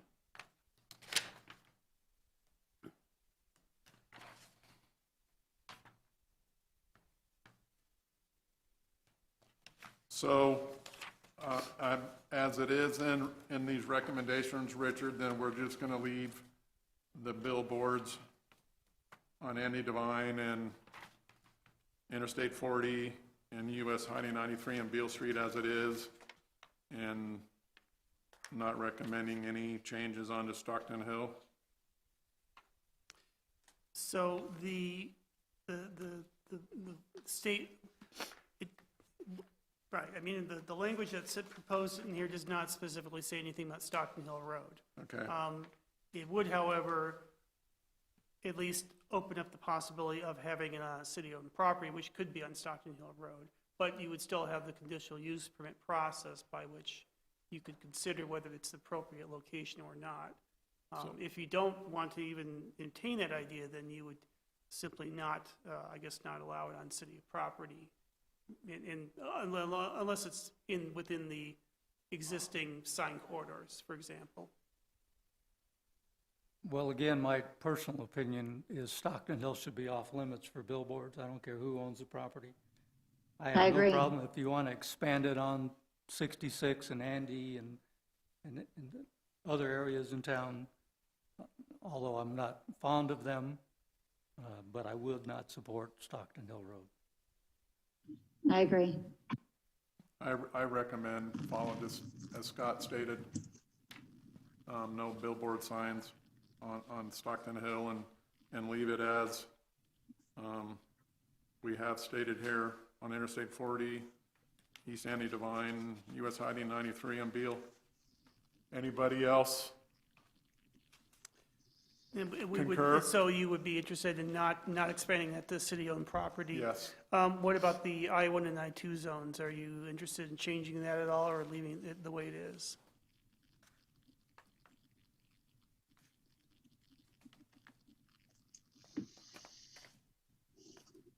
Well, as right now, you have I-2 as being removed. So What? we're saying no more electronic billboards, or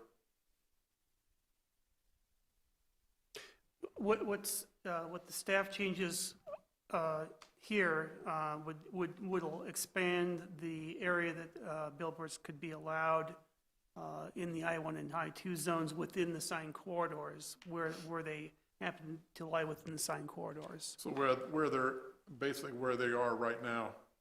It just can expand it. Well, yes. I mean, we do already have billboards in the I-1 zone along Andy Devine in some cases. This would essentially legalize those and potentially open up a few other spots, although there is not a lot of land that's zoned I-1 or I-2 that's within the sign corridor. It's mostly C3 right now. So it wouldn't really change too much, I don't believe. If you restrict it to the I-40, East Andy, and Highway 93 Beale, I-2 wouldn't be an issue, I don't think.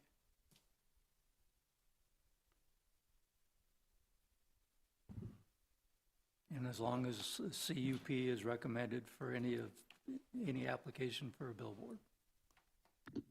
I'd agree. I agree with Scott. Okay, so that's the direction we'll go. We would take out the city-owned property allowance, but expand it to I-1 and I-2. Yes. Yeah, Yes. that's fair.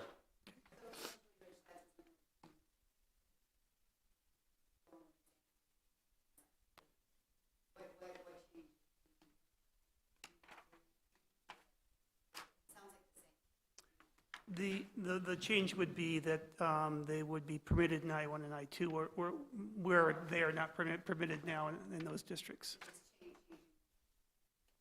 Mhm. Right. Right.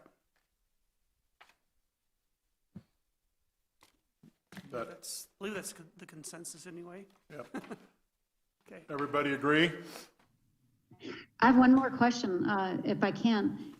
Is there anything that says like a certain percentage it needs to be filled before you add? Because we have a lot of empty signs that I go by, you know what I mean? Like they're just there and there's no advertising on a lot of them. So I was just wondering, like, before they add, shouldn't there be a occupancy percentage before you approve more?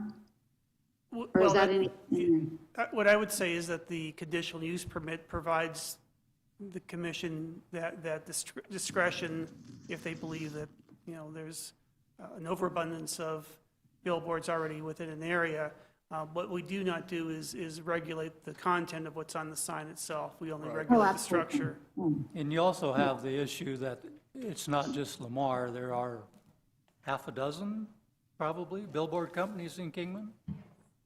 So it would be difficult to tell any of them that, well, since the rest of them aren't leased, you can't put one up, so. Yeah, that's true. I appreciate that. I think we got that one covered, Rich? Chris? I guess so. Well, that pretty much covered item 4. So we're good with all the zoning. Well, I have a couple of questions, I think, but I'm not sure where they are. The tiny house thing, and is that under 4 or 5? 5. Thank you, ladies. Gary? I'm missing something on here, or we've been jumping around. Yeah.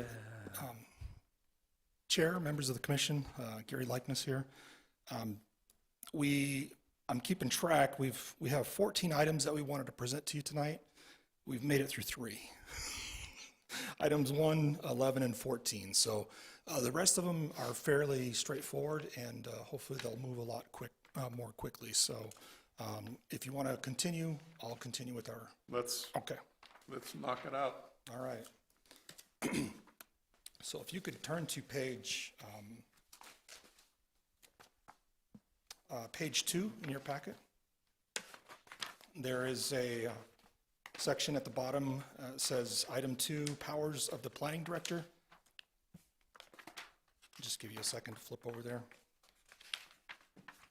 At the November 10th P&Z meeting, there was some discussion about the powers of the, or authority of the planning director.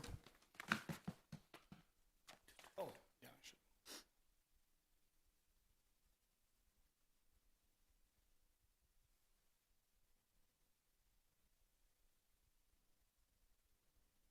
Great, thank you. It was brought up at the November 10th meeting, some questions about the powers and authority of the building official to be able to interpret the zoning code. And I would just state that generally zoning codes or development codes establish rules for their administration and interpretation, because there's always that areas that become gray or need interpretation, site-specific, or whatever the case may be. The public review draft that's before you establishes the administrative authority of the planning director, including the interpretive and discretionary powers. And it's important to note that in the new code, the titles director, community development manager, and zoning code administrator are the same individual generally, and that would be the director of community development. When that person or that position has to have some kind of interpretive authority, the new code spells out the criteria that should be used. And that's at the bottom there with the heading section 1-30-020. It gives three criteria that need to be followed when the director, community development manager, or zoning code administrator is faced with an interpretive or discretionary situation. The first one is to determine if it complies with all applicable provisions of the code.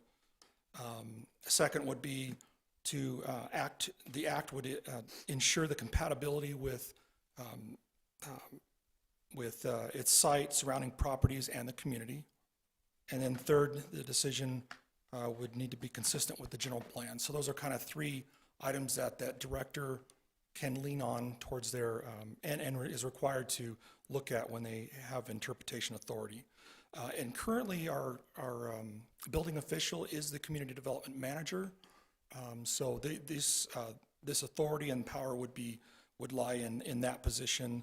And that's not always the case, and may not always be the case where the building official is the manager and the director and the P&Z administrator all in one. But in this case, that would be the situation.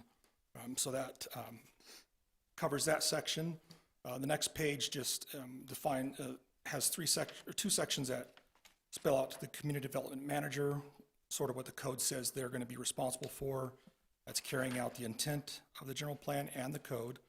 And then the zoning administrator, again, the same person generally, would have the authority to interpret, administer, and enforce the provisions of the code and subdivision regulations and related policies established by the council to the members of the public, city departments, and other branches of government. And so staff would recommend that we have no changes to the public review draft that's before you and move forward with the language as it exists and in our preparation for the final draft of the zoning code. Are there any questions? No. You recommend keeping everybody in consensus with keeping that as it is?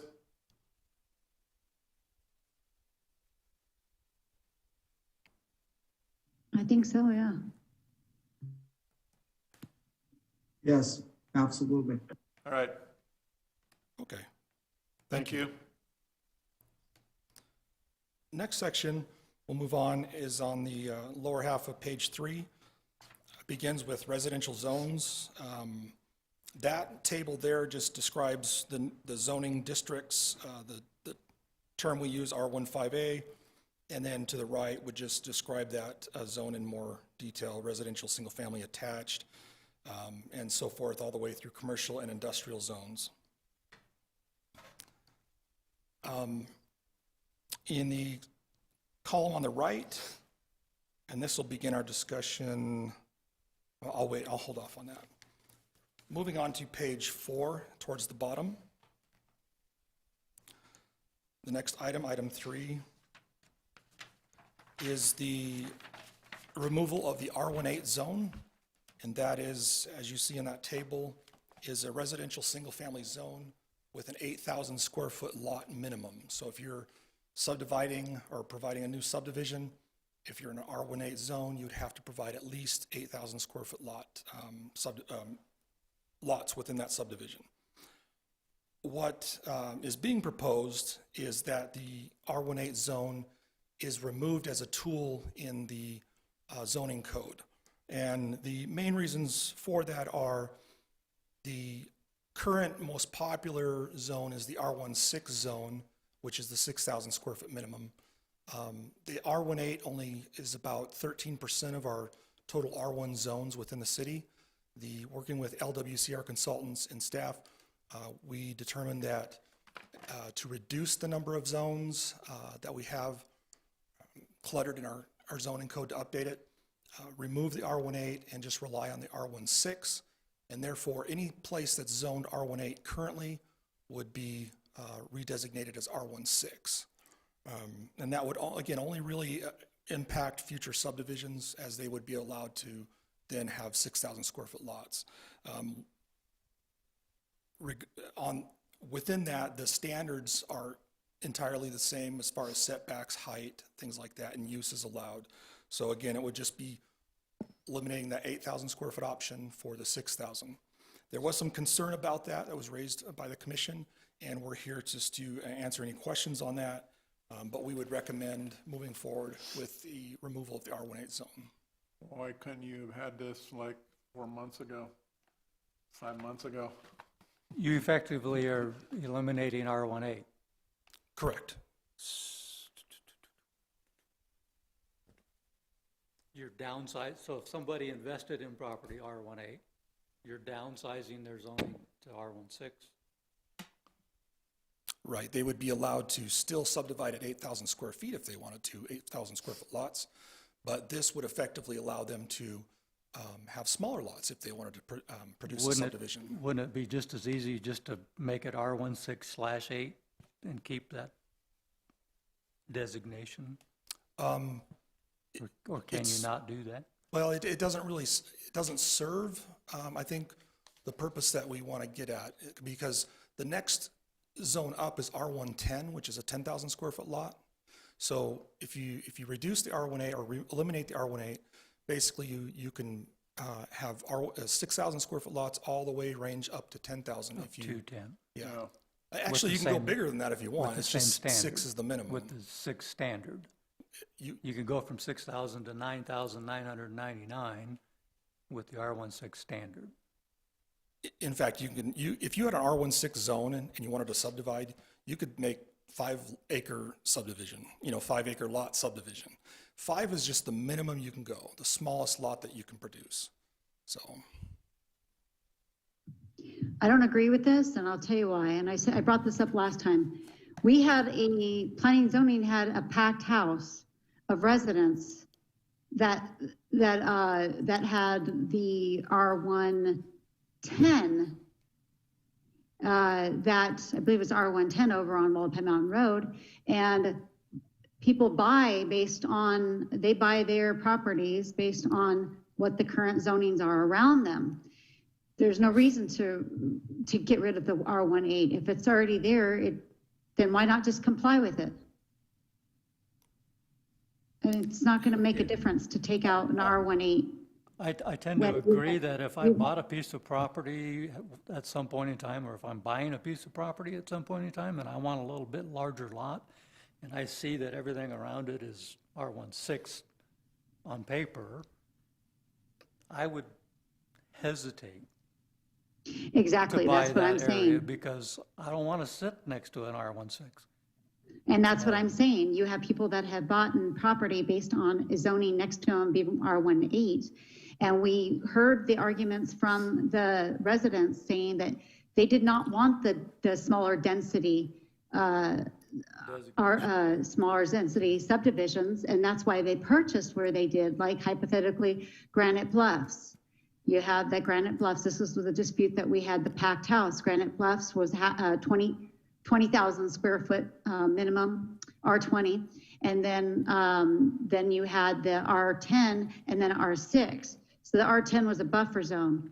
And the developer wanted to bring it down to R6. And we had a packed house saying that's not fair because this is what we bought. We bought because we knew that the subdivision next to us would not be such small density. And then we had all the people complaining about the not having enough street signs and their kids being jeopardized could possibly with the smaller density. And so people purchase properties based on the current zoning. So if we don't have a lot of R18. So, I mean, there's no really reason to remove the R18. And that's certainly what we're looking for is direction from the commission. Yeah, we just had such a big crowd of people. It's probably the largest I ever seen in 3 years, and it was packed with residents that were in an uproar because one developer wanted to go to a smaller density so he can get a few more homes, and then not taking consideration that all the people around them had purchased their properties knowing that there was a buffer zone there. And then for us to approve it would have been very not serving the public when they're the ones that purchased all the property around to have that. So I don't think that R18, getting rid of the R18 is not the benefit of the city, the residents, my opinion. Charmaine, in the Southern Vista tract, and Richard and Gary, you're well aware, I believe on one end of the streets, we have 6,000 square foot lots. And then the upper end of the streets, we have 8,000 square foot lots, et cetera. Yeah, yes. So, and it's nice to have those different lot size minimums. Because if you don't, then you start getting a bunch of 6,000 square foot minimums, and it's like the tract homes that everybody was talking about earlier, the mini cookie cutters, and then you end up having. I'm confused. We already got that going on though, over there. You're right. In the Southern Vista. I think if I understand what you said correctly is if you have an R18 lot, 8,000 foot lot, and that zoning is gone, you could downsize it to a 6,000 square foot lot, is that correct? Correct. Yeah, if you, more, Because it's, with a subdivision, it would be the case. yeah, so if somebody bought thinking that everything there is gonna be 8,000, and all of a sudden it's no longer, and they come in and say, well, we're gonna make them 6, I wouldn't be real happy about that. I'd agree. I'm just pointing out, we already got it going on. I mean, I don't know. Well, that subdivision was phased in different sizes of lots. It was on paper up front. It wasn't, oops, let's change this. I don't see the point in taking it. It's not like our ordinances are so cluttered that this one R18 designation would matter. Yeah. I'd agree. I don't think it's, I don't think it's, get what you're the saying. R18 I'm trying to is a think of good a way, thing. how, if you want to limit, how do you word it? Well, you just leave it as it is. Do you have your R16? Do you have your R18? Do you have your R10? Yeah, it's nice. It's nice to have those different lot dimension minimums. It's nice to have that. It makes the city look better. I mean, you got half acre or, you know, it's just, it's not so dense. It's not, you know, and people that can afford the larger lots, they're going to pay more. They're going to pay more for the R18 because the lot prices are going to be higher, but you just have different people that can afford different values of home, and it will be good to have those variations. It is good to have those variations. I'm on board either way, so. I don't think it's a burden to leave it as it is. Me either. I see no point in changing it. And I think it's a burden to people when they find out that now it's been changed. We're better off just leaving it the way it is, and the residents will be happy that nothing is changed. Just to make it smaller is just going to make subdividers happier and residents more unhappy that we didn't look after their best interest. Everybody on board leaving it as it is? I am. Yes. Yes. And that's fine. I'm in agreement, just leave it as. Mr. Chairman, just to clarify, when you say leave it as it is, you're suggesting we put it back into the zoning code because this draft does not include the R18 district, so you're saying include it within the new Okay, so we want to include R18 yes, back into the code. Okay. Thank you. Thank you. Thank you. All right, item number 4, as we move down page 5. The R15A zone, this was a creation we have R2 PDD zones throughout the city that are individual planned developments that have different standards. Usually they're smaller lot, townhome types PDDs, and they're not necessarily related to each other, they're separate. One of the efforts that the staff and the consultant worked on was the idea of consolidating those PDDs into an actual zone with standards rather than having these individual PDDs. And what came out of that was the R15A zone.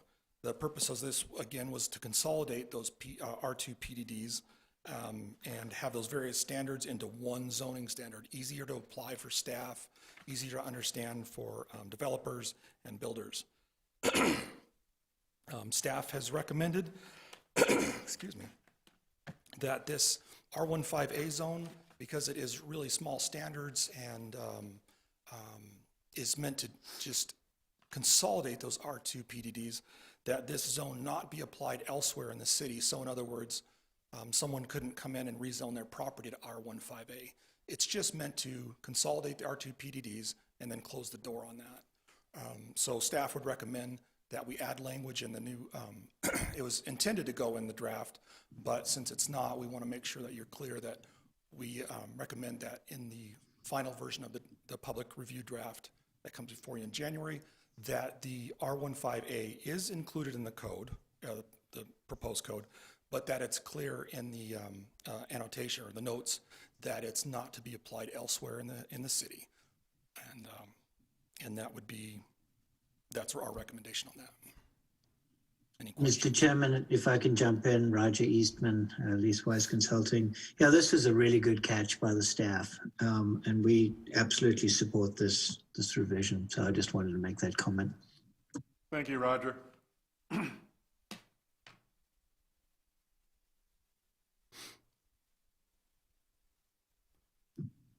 I think we're moving forward.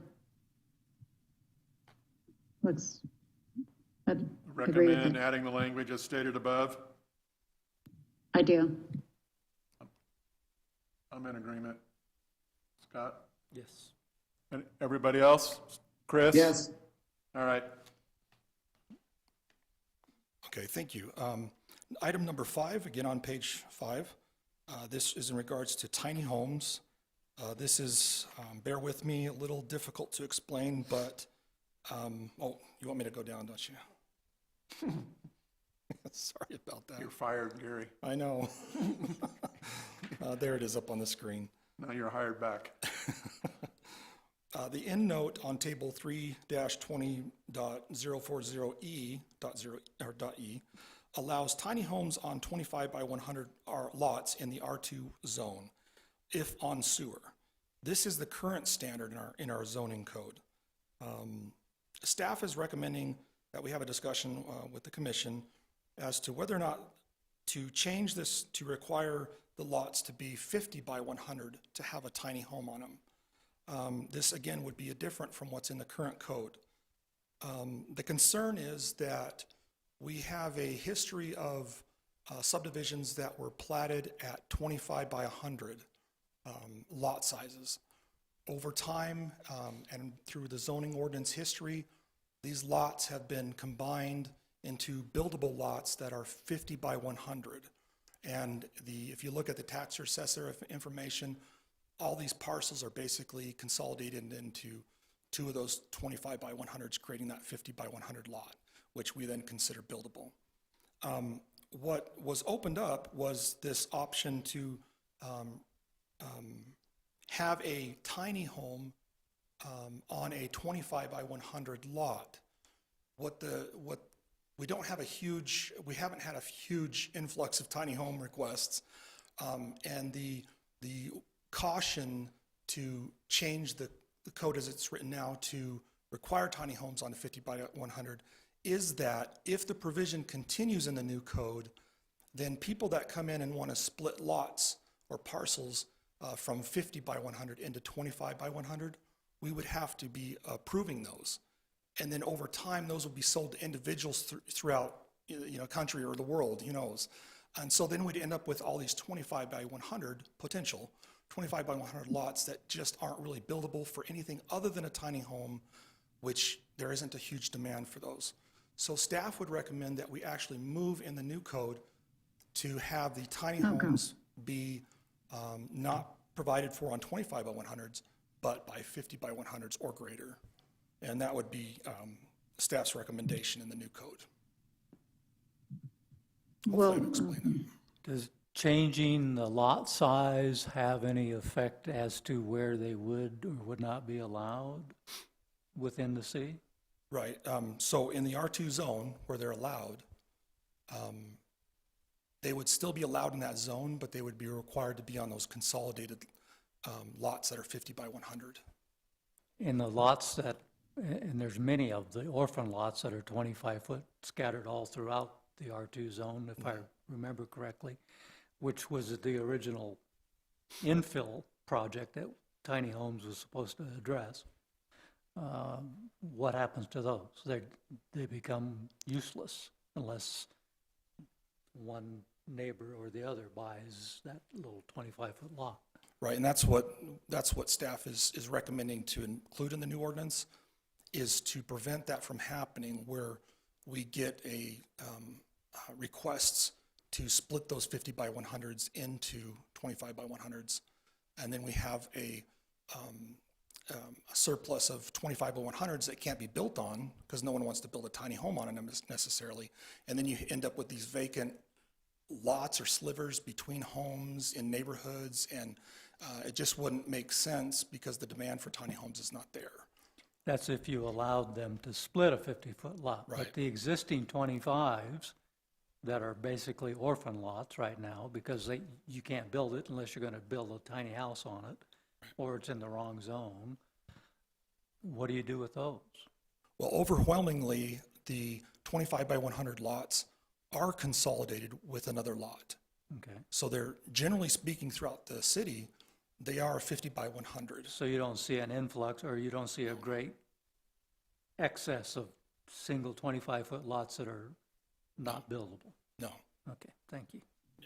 Well, I have a question. We just spent a year approving the the tiny homes on the 25 by 100 lots. And that defeats the whole purpose. I mean, it's what we were told by planning and zoning, by the staff, is that there wasn't that many that we'd be dealing with. So we sat for months going over this and finally all approving the 25 by 100 lots in the R2 for tiny homes. And now we would go back and say that they can't build on them unless they're two combined. That does not make sense. I'd like to make a recommendation. I'd recommend leaving it at 25 by 100 and adding language that lots can't be split less than 50 by 100. Say that again, please. Keep the tiny homes on approval of tiny homes for 25 by 100 minimum lot size, and then add language that 50 by 100 lots cannot be split. I don't know if Oops, that- I would just like, legally. I'm not sure if that's really enforceable. If you can allow them on 25 by 100s, Yeah. then if someone wants to release the combined 50 by 100, they kind of have a right to, because they want to build a tiny home on a 25 by 100. So it might be difficult to really enforce that. That's just my thought. yeah, and I would have to say that this is front page news. We spent a year, just forgive me, but we spent, I don't know, a lot of time with consultants, everybody coming in, telling us how beautiful they were gonna be, and we just passed this. So I just like to say this was front page news that Kingman has approved tiny homes in R2, and so we really haven't even had time for people to get into doing these tiny homes. We've had so many people come before us and show us the beautiful homes that could be made and this, that, and the other. And it's only been, what has it been, less than a year that we just approved this. So I think that it would not serve the public to announce that we just approved it and then go back and tell them everybody that's bought these, that maybe has sold these lots based on the ability to build tiny homes on a 25 by 100. And now to change that it is not good. I mean, we just it was front page news. Everybody was talking about the tiny homes. City of Kingman in the R2 has approved the tiny homes on the 50 by 100 lots. So this would be a huge mess. But in reality, are we harming anybody? Because we are going through the code update. And has anybody applied for applications to build on a 25 by 100? Not yet. No, not yet. But I would just like to share that. Oh, I get what you're saying, but we're going through this code update, so.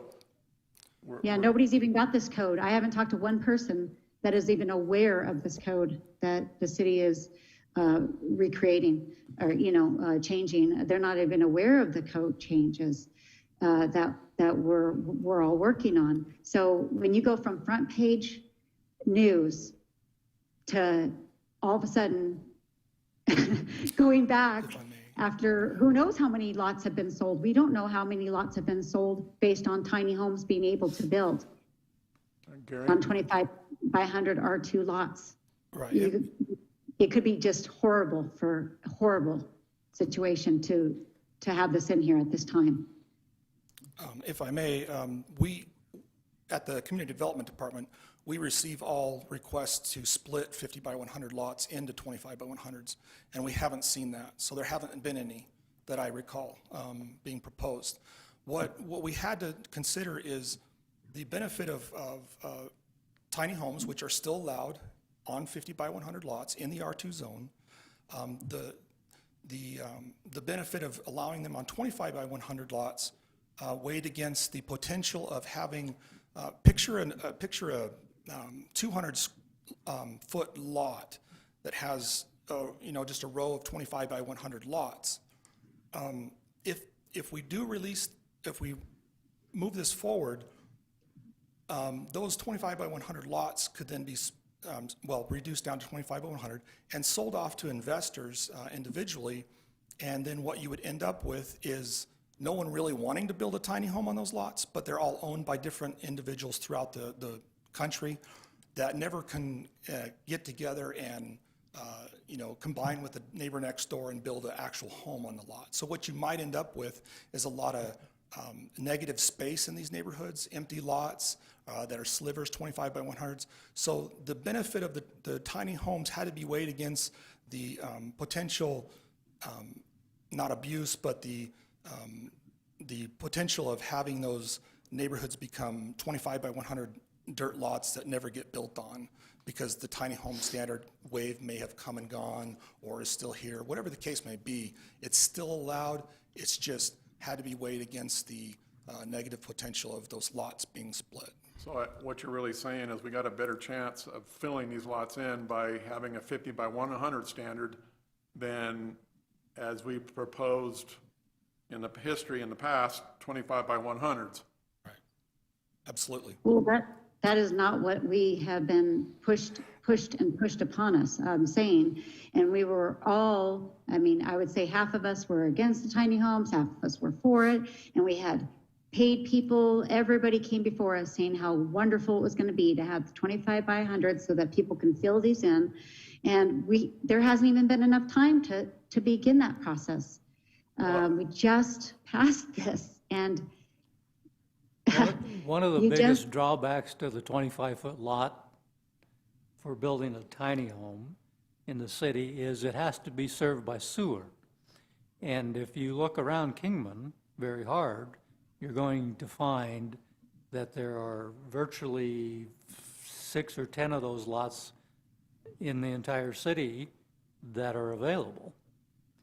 So I don't think it's a real big issue. I don't think we're going to offend that many people. I agree. If we kind of... Well, if that's the case, then just leave it the same. People will combine it. They'll combine the lots. I think we got a better chance, as Scott's saying, is filling in these dead spaces. And because at the time we were just trying to get ahead of the ball game by looking at tiny homes as an alternative. And I think what this does, it just allows us to fill in the dead spaces and make sure that we have a community and not, I can't think of the word, what spaces, parking lots in between homes. So I think this probably addresses what we're looking at. Let me ask one question, if I might. Let's assume for a minute that we have a house that's on 50 feet, and then we have a 25-foot lot, then we have another house that's on 50 feet. Is there a enforceable way to designate that 25-foot as available to build a tiny house, as long as it's served by sewer, and not worry about the lot splitting issue? Or am I kind of like reaching for straws here? Because there are orphan lots throughout the city, because back in the 30s and 40s and 20s, when they subdivided Kingman, it was all 25-foot lots. So there's bound to be excess inventory that'll never be built on unless this can be done. Again, I think it's the benefits and the cost. I think it's more beneficial to keep those 50 by 100s for buildable homes and possibly a tiny home now and then, rather than leave it open for investor situations where you just buy a 25 by 100 because you want that property investment that never ends up getting built on. So if we change this and we eliminate the 25-foot lot, that 25-foot lot that exists now, that's all by itself, is a worthless lot unless the adjacent homeowner buys it. Like I said, I don't think there's a lot of those. And again, this is new, the provision for the tiny home 25 by 100s. So I don't think that would be an exception. And have to be looked at to see if there's a grandfathering situation or anything like that. But again, if it's an R2, the tiny home's allowed, it would just have to be on the 50 by 100. Yeah, if there's a 25 by 100 stuck in between two homes, that would have to be looked at as being split between those two property owners, or one buys the other, or, that lot, or the other one buys it. You would be faced with a situation potentially with those orphan lots where you can't build the tiny home because you need 50 by 100. I believe we asked for an inventory of those lots last time when this actually came up. And I'm not sure that anybody could tell us what that was. Is there a way to find that out or no? There's certainly a way to find it out, yeah. Do you need somebody, do we have to act on this tonight, or can we get that inventory and get a more realistic picture of what we're looking at? Certainly, if that's your direction, yeah. That would be my recommendation, so we actually know there's 100 lots or there's 10 lots. Right. That would help make a decision. And what about maybe putting in there that in the R2, you can't split them? Maybe if you weren't able to split the lot like you're talking about to prevent that, versus having a useless lot, just not allowing a split. Can you do that? Well, I think that's what we're doing. So No, he's saying you can't build So do you want on a to, 100. do you recommend let's find out how many lots are sitting in between two 50-foot lots? Charmaine? I'm just saying, I'm trying to say, not finding out how many, but can we say, can there just be a regulation or whatever that you can't split a 50 by 100 lot to try to separate two lots and make two lots useless or whatever, but keeping the tiny homes, that 125 by 100 lot that's useless and that somebody's just paying taxes on or giving back to the city for not paying, or county not paying taxes, that they can still do the tiny home, make that available, or sell it for a tiny home lot, because that's what we worked so hard to accomplish here. You would have to have some, those small little homes. you would have to have some kind of language that was specific to splitting it for development of a tiny home. Correct. And to ban that. So you would, if somebody wanted to buy if I had 100 feet, somebody wanted to buy 25 of it, that would be okay as long as they're increasing the size of their lot and not buying that 25 feet to build a tiny home, if that makes sense. Something, because we worked so hard for those useless lots to be used up potentially into tiny homes. And so I think just not being able to split those 50 by 100s for development, I think maybe something like that, if that's what you're trying to prevent. Can we do that? Mr. Chairman, I think that you could probably write some language in the code that essentially states that lots that existed at the date of the code adoption, this is applicable to, but you cannot further separate or split or uncombine beyond, after this date. So this is only applicable to 25 by 100-foot lots that existed on the date of the ordinance was adopted, for example. I think we could address it that way. I think that would. Well, you kind of delve into the existing subdivided lot versus the tax parcel. So currently our buildable lot is defined, and then a subdivided lot is another situation. So there's tons of 25 by 100 lots, subdivided lots, but over time, they've been combined into buildable lots, which are 50 by 100. But not in the R2. In the R2, it's 25 by 100. No, well, no, that R2 has 50 by 100s or greater. Right. So And has the 25 by 100s. the language as well. would have to say something to the effect that you couldn't split a buildable lot for the purpose of building a tiny house where you only create a 25-foot lot. I'm not sure exactly how to word it, but Yeah, if the direction is come up with something, we can definitely put our brains together and look at just something. leave it wide open, come up with something, but Yeah. come up with something. Right, I know. We can come up with several options, maybe. Can you come back with us with a couple options Yeah. in that regards on doing as Richard stated and maybe something addressing, what we already worked on earlier in the year or late last year? I think the pressing question is how many lots are we talking about? Right. Yeah, That'd be a good exercise to look at Yes. that. let's do that. Okay. Thank you. Thank you. I think I need to turn the time over to Rich. Item 6.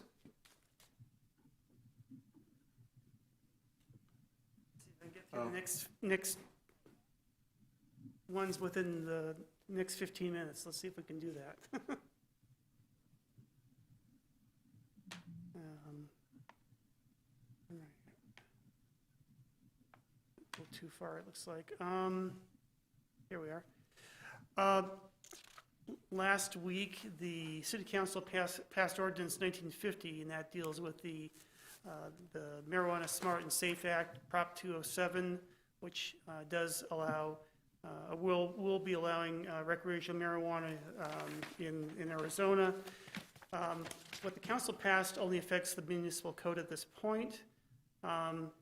What they've opted to do is allow for dual license facilities, medical and recreational facilities at the same location. You wouldn't be able to have a standalone recreational facility, for example. They also would not allow marijuana establishments or, which are also defined in Prop 207, or marijuana testing facilities. However, the council did appear to be open to potentially allowing those uses in the city. What they wanted to do first, though, is to have this zoning code address it, and then come back and revisit this ordinance. So what we're proposing is that for medical marijuana and recreational marijuana, those uses be allowed in the C3, I1, and I2 districts. Right now, we do allow medical marijuana in those districts. With separation requirements, we would simply apply the same standards to recreational marijuana that we would apply to medical, that would take care of the dual license issue. And then if the council was interested in expanding the allowance of marijuana establishments as defined, those establishments would be in I1 and I2 with the same sort of separation requirements. So that's our proposal at this point. Again, trying to answer any questions you may have.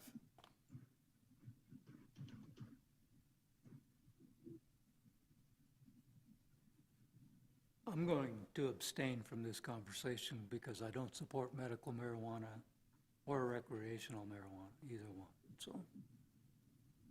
I'm in agreement with what you're recommending. I mean, the state voted for it. The citizens overwhelmingly, I read, was 78% in favor of this initiative. So I'm recommending what's best for you guys. Anybody else have any comments?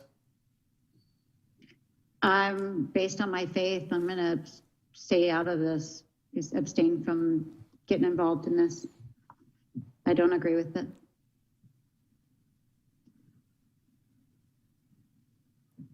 Chris, Jeb? Yeah, I'm fine with it. I'm fine with it too. There's your answer, Richard. Okay. 3-0, 2 abstained. Thank you. The next item is the uses that would not continue to be allowed in the Trans 6 zone. That's in the downtown area. There's a list of uses that would not be allowed. generally, the uses that would be allowed would correspond with the C3, C2, R2, and R16 district, depending on the individual Trans-6 zone, but there would be a list of uses that would not be permitted.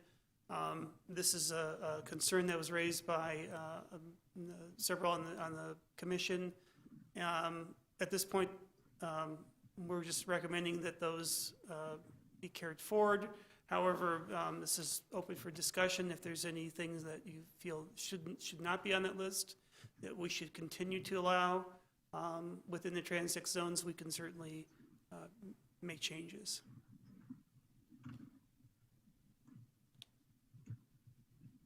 Can you give me a little background on Trans-6 zones? That's new to me. So the Trans-6 zones are intended to apply the code, form-based code aspect in the downtown area, where we're looking at the building forms versus uses. You still have use requirements, but you're looking more at the form of the building. So we have adopted into the code. I guess I could bring up the code itself, but or have Roger maybe give you a little bit more of a background on it. It's not my biggest area of expertise in, but we have adopted or have included within the zoning code the form-based elements in the downtown area. These are proposed zones, or they're existing? They're proposed zones that would essentially overlay the existing districts in the downtown area. Because there's a lot of uses on here that are on the south side, for one, and some of it on East Andy. But I'm not quite sure where these zones are proposed to be, so it's hard for me to favor or argue against, because I don't know. Mr. Chairman, Roger Eastman with Lisa Weiss Consulting. I might be able to bring a little clarity to the conversation. And if I may jump in, I'd be happy to do so. Go ahead, Roger. Thank you, sir. And while I'm talking, Rich or Gary, would you bring up the map that shows the Trans-6 zones, the map that Gary made? That way we can show the commission where they are applied. So in answer to your question, Commissioner, the city asked us to introduce form-based zones to the city. And as I explained back in our work session a couple of months ago, form-based coding is a slightly different approach to a zoning code than your traditional use-based approach. So the Kingman zoning code regulates land use, regulates the city based on land use. So you're very familiar with this. Residential zones, commercial zones, multifamily zones, and so on. The form-based code approach thinks about use, but mostly thinks about the relationship of form, the building form. How tall is it? How wide is it? How close to the street is it? And then secondarily, it thinks about the use of the building. So Kingman downtown was platted and developed many, many years ago, which is why we're thinking about it as part of the historic district, right? And the buildings there were predicated on a very different environment because that was all laid out prior to World War II. And it's much more walkable. The buildings are right up against the edge of the sidewalk. You don't have parking lots typically in front of the building as you do in the more conventional parts of the city elsewhere. So the form-based code approach for downtown really builds off the historic form of downtown Kingman and continues to make it a walkable place. And while there may be a couple of uses that we have listed on this list in the downtown, what we're suggesting through the application of the Trans-6 zones to the downtown area is that you really want to make this a walkable place where businesses are intended for higher levels of pedestrian activity along the street. And the intent of this, and I'm sure this comes from the economic development folks too, that's the one, thank you, is to ensure that as much as possible, you can park your car, walk from one store to another, pop into a restaurant, get yourself a beer at the brewery and move on. And really make that a thriving, active, pedestrian-oriented part of the community.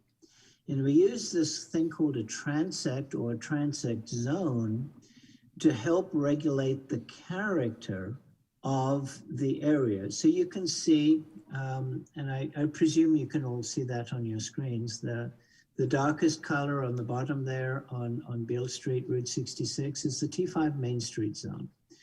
And this is where we would allow slightly taller buildings and more intense activity, very consistent with the C3 zone as we know it today in Kingman. Then you've got the T5 General, which is a couple of blocks just to the north of there, of Beale Street. And this is the equivalent of your C2 zone. But in this part of the city, we're suggesting, and of course, you know, your input on this is really important. We're suggesting that automotive repair doesn't really fit within a walkable environment, or some of the other uses that were listed on that table. And then you've got your more residential zones, the T4 neighborhood and the T3 neighborhood, that correlate to the R16 and the R2 zone. So it's just a different way of regulating land use and development standards, but it's mostly focusing on the intent of creating more walkable places and not having as many more conventional drive up automobile related uses. Does that help clarify? To a point, yes. I'm assuming that you have a selected area, which is highlighted in the colors, which I can hardly see, that would encompass these proposed zones. Is that correct? It's a limited area. Yes. Mm-hmm. So for this part of the downtown area, we're replacing the C3 zone with the T5 Main Street zone, C2 with T5 General, and so on.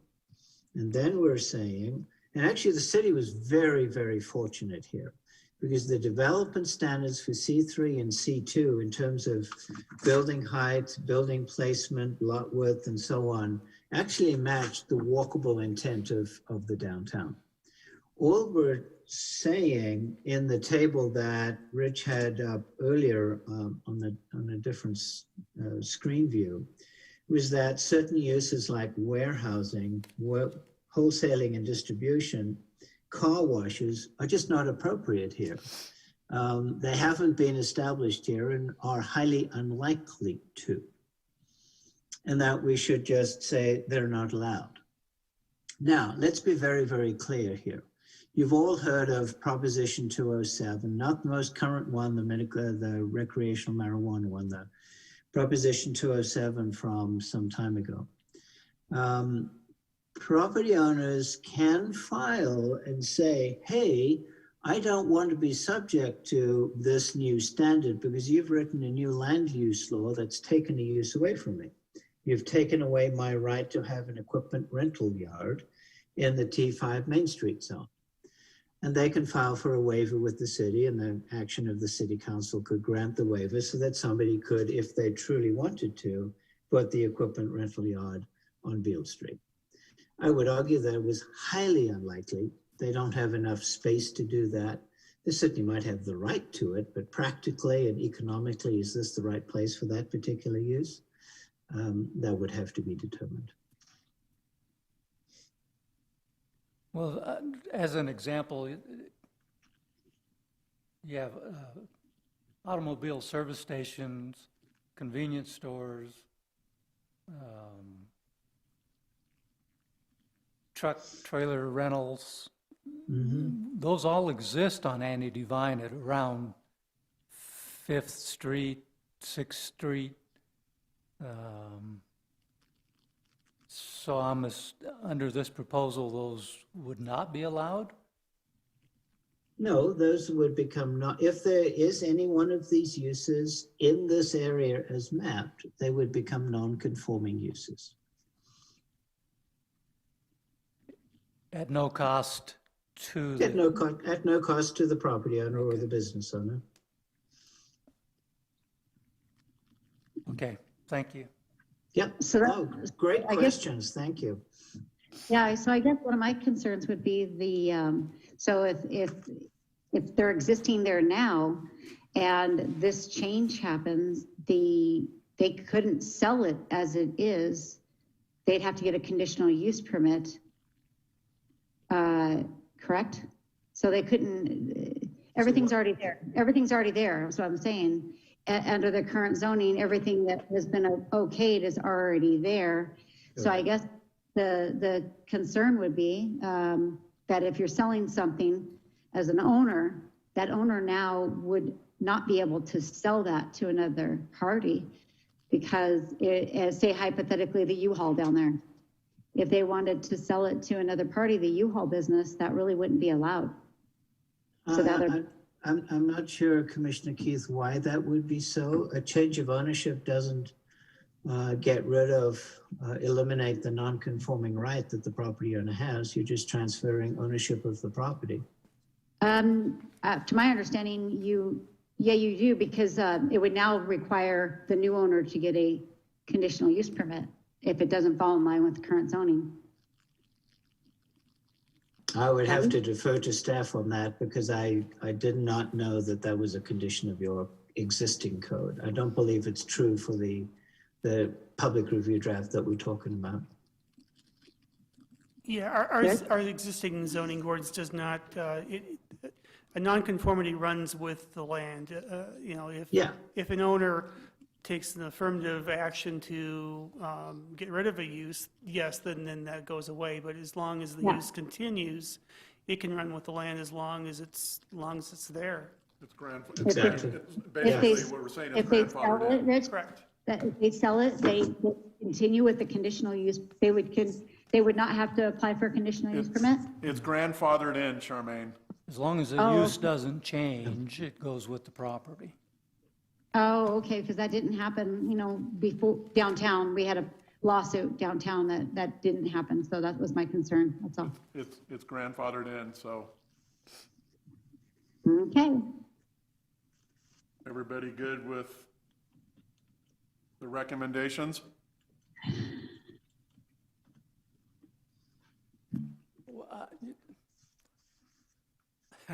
I'm not quite sure what the point is of creating new zones. I'm sure there's a reason for it.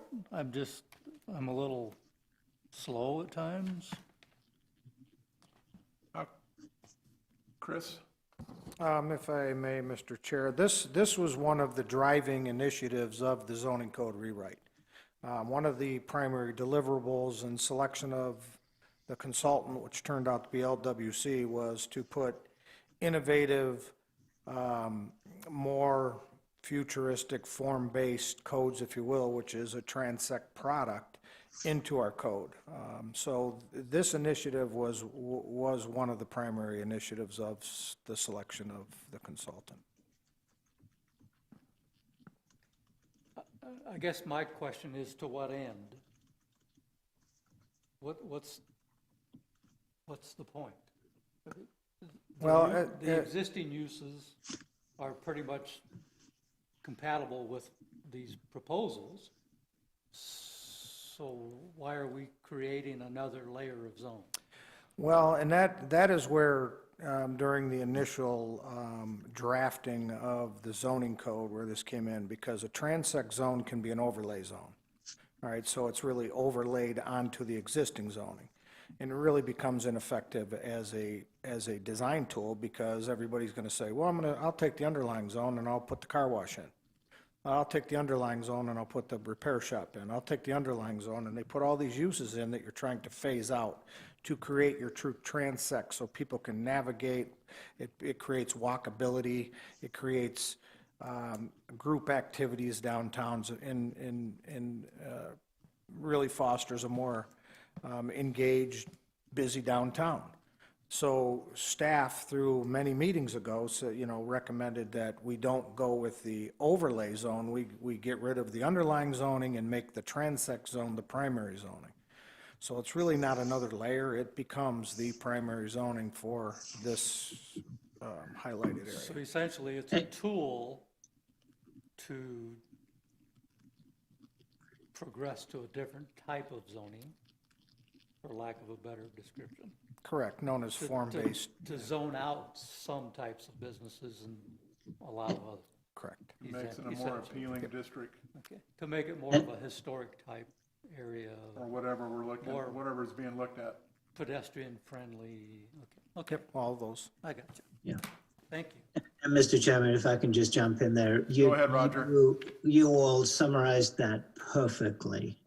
Thank you, Chris, for jumping in there. But yes, the intent here is to build upon that unique character that downtown Kingman has, and to continue that form for any new redevelopment in the area.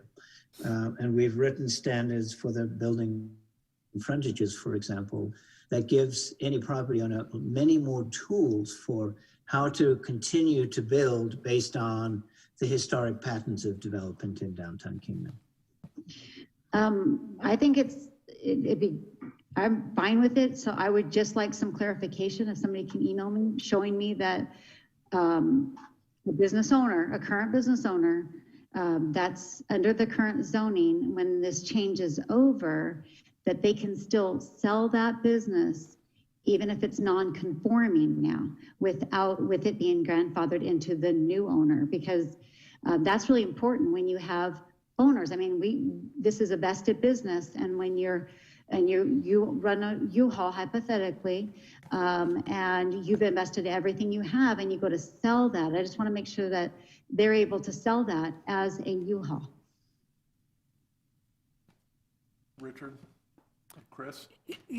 Yes, they would be able to, because as long as the use continues, it's, as everyone said, it's grandfathered, and it's a legal non-conforming use, because it was legal at the time the zoning code was adopted. And so it can continue into the future until an owner makes an affirmative action to get rid of that use and put in a use that's allowed in that district. Oh, because when you get a conditional use permit, from what I understand, it's just for that one owner. So, and it only applies to that one business, that one situation. So, if you can just email me that, that would be great, showing me that, because that's important to people's, business and livelihood, just to know that they haven't lost their business when they go, that when they sell it, that they can sell the business along with it. Please email that to me. I would appreciate that, because that would be new to me. Yeah, and just to clarify, we're talking about two different things. When we say conditional use permit, that's an action saying that a particular use may not be allowable everywhere in town, but it's allowable at this particular location. That's specific to the property. A non-conforming use is just a use that's non-conforming at the time the adoption of the code or the adoption of a change of the code, and it can continue into the future. But I can certainly point out to you the sections that pertain to those areas. Yeah, just something showing that that the current owner that is under the right zoning, when it changes and now he's non-conforming with legal rights to be conducting that business, that just showing that he can sell that business as that business, and the new owners can proceed with that business. That's what I just wanted to make sure of. I appreciate it. Thank you, Rich. Sure. Everybody recommend, as a recommendation, no changes to the PRD? Moving forward with this. Is there any way we can confirm that? Everybody agree to move forward with this? Yes.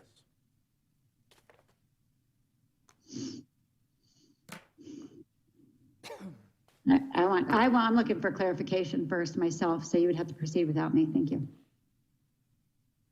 Everybody agree to move forward with this? Yes.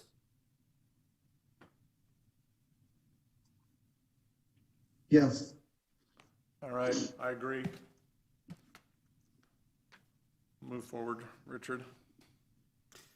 Okay, just a few more here, and then hopefully we'll be done for the evening. Let's see.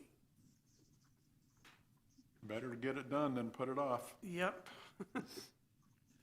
Okay, we're going to go down to the drive-through discussion. We did discuss this at the last P&Z meeting. We just want to be sure that this discussion was concluded, that we're okay with the ordinances is written, or are there any changes that are needed for this section?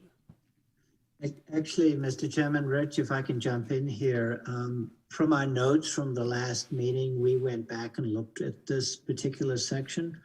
And we've actually taken the liberty of adding a sentence into the code that makes it clear that all drive-through stacking needs to be on private property and you cannot have any vehicle stacking in public right-of-way. So we've already suggested that as a possible revision. If you don't think it's needed, it's very easy to highlight and delete. So let us know. It is needed. I agree. I agree with you, Roger. I think Scott agrees Okay. with you. All right. Well, it's done. You can look forward to seeing that in the next iteration. Sorry, Rich, I didn't get time to talk to you about that before the call. No, thanks, Roger, and I do recall that being discussed, and we just missed it in the memo, so thank you for catching that. And if there's some way some language that we could use to avoid another Del Taco drive-through situation,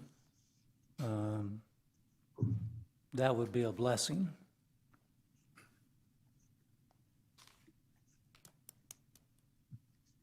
And I'm not sure how you would address that. I think that's in engineering or somebody's purview, that they can assure the citizens of Kingman that this is not going to happen again, because that drive-through is a nightmare.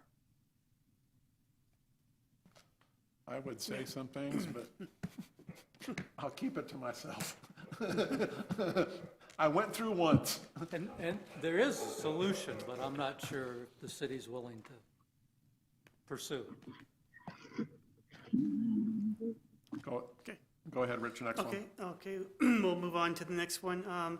This is on home occupations.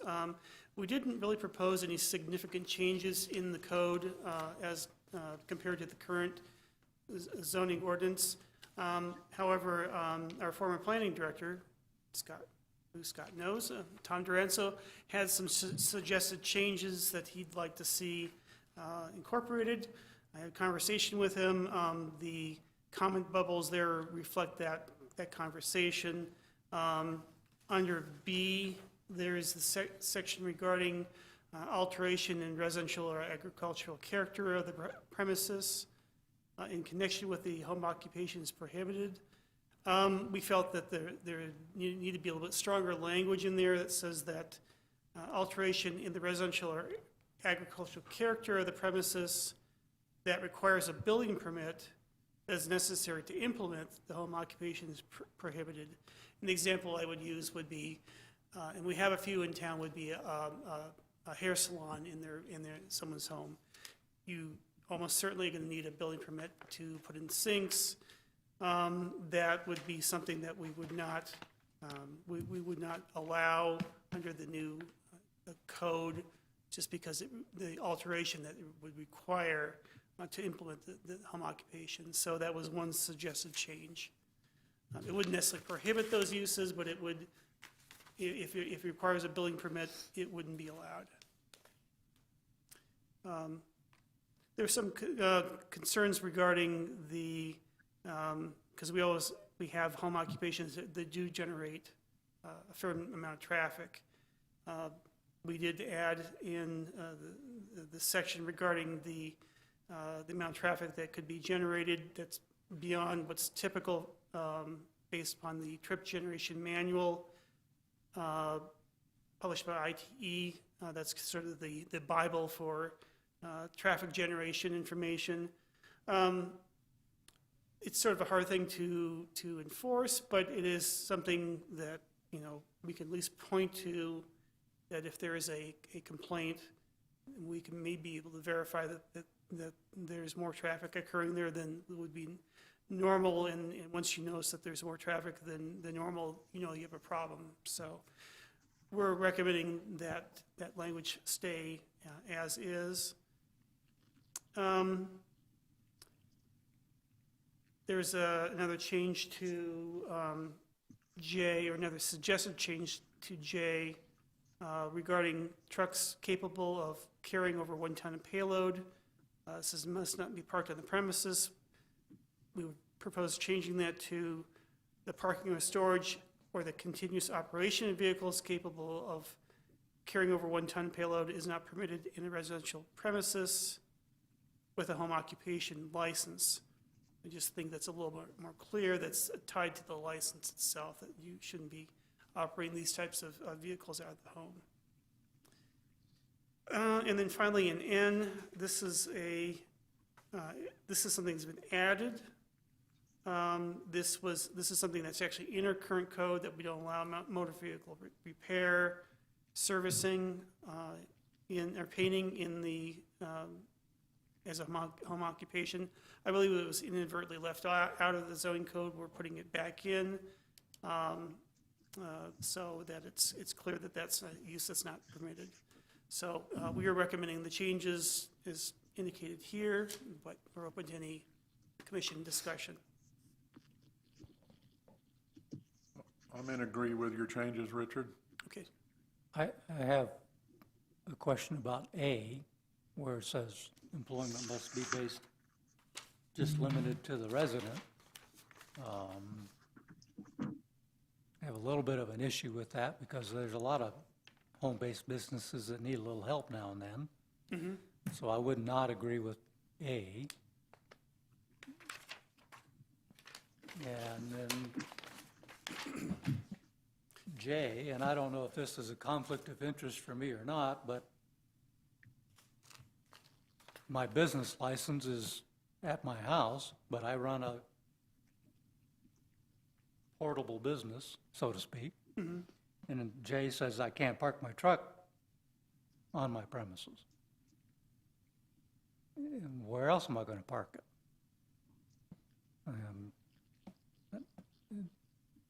There's got to be some leeway here, depending on the type of business and the type of parking available, whether or not a vehicle should be allowed to park there or not.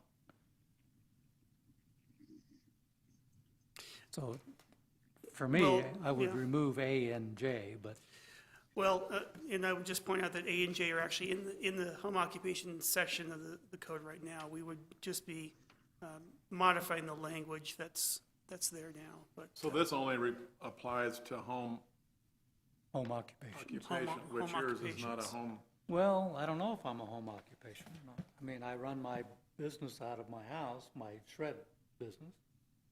Well, your That's- office That's is where out of your, my office, so, but I have to have a license. but you're for not that. running a business in your house. No, I'm not. And so that's what is this a gray area here by Well- not addressing this, or what? it is a bit of a gray area. So if the license is, if you're licensed at another location and you're not running a home occupation business, you would not be subject to that standard, that requirement. It's strictly for people that are having a home occupation and they're running that out of the home. Yeah. Richard, someone from the audience, would you please come up and state your name and Ken Watkins, city resident. Jay, there is some gray area there too, because for example, in this day and age, a lot of people are pulling their RVs with F-450s and 550s. Those are over 1 ton vehicles. So now they might look like a pickup truck, but because it says F-450 on it, it has a bed on it, regular pickup bed on it. But according to this way I'm reading it, if a neighbor wanted to complain about that person because they're driving a truck, parking a truck at their house all the time, it's an over 1 ton vehicle. I was thinking the same thing, but I'm thinking that the person is not operating a business, so that's why you couldn't say anything because he has a 450, Well, because a lot of Correct. a lot of people I'll- for I'll- fifth wheels. I'll use gun shops as an example. There's a lot of guys that sell guns out of their garages that drive 450s. Well, there's et a lot cetera, of et cetera. contractors. And a lot of contractors. They have a yeah. flatbed, that's their personal vehicle, Right, but it's a commercial vehicle also because they use it for business. but they're, well. Do you see, Yeah, it's a big I thought- gray area. Yeah, I thought of that because I got to, So I just wanted to point that out. I'm not sure how to act about it or what to even suggest, but something to consider. Thank you. do we, well, because you can have a 450 be a non-commercial vehicle, and you can have a 450 as a commercial vehicle. So by putting 450 in there as them operating a commercial vehicle as a license, versus the non-commercial 450, where the resident owns one because he's pulling a fifth wheel, as stated by Ken. On a 450, is that registered as a commercial vehicle? Correct. F-450 is typically a ton and a half, and F-550 is a So it's 2-ton registered vehicle. commercial? No, you can register them as a regular pickup truck. You can? Okay. You can now. Because that might have been. Now, there was, 450s especially, a lot of people are buying those for pulling their big fifth wheels. Yes. But you have to, at the time of purchase, you have to designate that it's not non-commercial and. That's correct. So, So but could then you I'm sorry, go ahead. You could change the language to commercial registered vehicle capable of carrying more than a ton. Yeah, but then are you gonna hurt the contractor guy that is a contractor and he's driving, it's registered as a commercial vehicle because it's a company vehicle? But that's his own vehicle, and that's all he can afford is to drive that that pickup truck, which, might have a flatbed on it, so. Are there many contractors working out of their homes doing this? Because There's a lot of it's guys. kind of that- ambiguous here. I know, there's a lot of guys that bring their contracting trucks home at night. Well, but they're not running the business out of their home, are they? That I don't know, I can see a small contracting business, but in that, of course, has he permitted for that? Has he applied for a license and using his home as his office? I don't know. That would be, once again, for staff to give us more information about. What would be Chris? Well, I think the differentiating factor is whether it's a business, home occupation being run out of the home. What I've encountered in the past was, what's becoming popular is like a commercial moving broker. All right, so they're a home-based business where if you want a moving company to move you, that you go to the broker's home, and they typically have semis. There's no tractor trailer hitched to them, but they're semis parked there, and that wouldn't be allowed because it's a commercial vehicle over 1 ton. So I think maybe adding commercial that's associated directly with the home occupation or something to that matter would take care of that, because there are a lot of contractors, they're really not running a home-based business. They're just listing that as their business address, and then they drive off-site to do their business. That's their work truck. Could you change the language to where the vehicle is parked to the rear in the backyard or in a fenced area as opposed to the street or driveway? Yeah, premise is a pretty all-encompassing term. Where visible, we could take direction from commission and craft it. But I mean, as Rich mentioned, this is currently in the zoning ordinance, and we really haven't encountered, I've been here. But it's kind of a gray area. It is a gray area, and I think staff has to vet these out through the process and make a judgment call. But I think adding a commercial, to the 1 ton would be helpful, because as Councilman mentioned, there's big trucks that fit this criteria, and that we really don't want a disgruntled neighbor wedging this language in between that person and city staff, because that's just a very uncomfortable position to be in.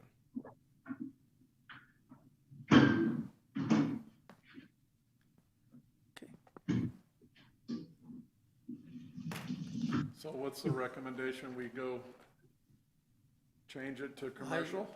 I'm not in favor of A or J as written. Mr. think Chairman, Jay- again, Roger Jay Eastman. needs some Oh, work. sorry, Commissioner. Roger, go ahead. I'm sorry, I didn't mean to talk over you, Commissioner. I didn't realize you were still talking. My apologies. So what I'd suggest is let us, Adam and I, huddle with Chris and his team and talk a little further about Jay. I think there's a number of ideas come forward from the commission. We have a call Thursday morning. We can talk that through. If I may offer a thought on A, employment must be limited to residents of the dwelling. When we first wrote that, it was some time ago now, and with COVID as it is today and just as extraordinary times we're in, we're honestly rethinking that stipulation, and more cities are allowing one employee in a home occupation. So I just wanted to throw that out there as, I don't want to muddle the issue, but a lot of cities are reconsidering the limitation on employment and saying one employee is allowed, provided there's parking on the premises for that employee's vehicle. Yeah, So I just wanted to give that to you for your consideration. One would be, for a home occupation, more than enough. Yes, One indeed. additional non-family member.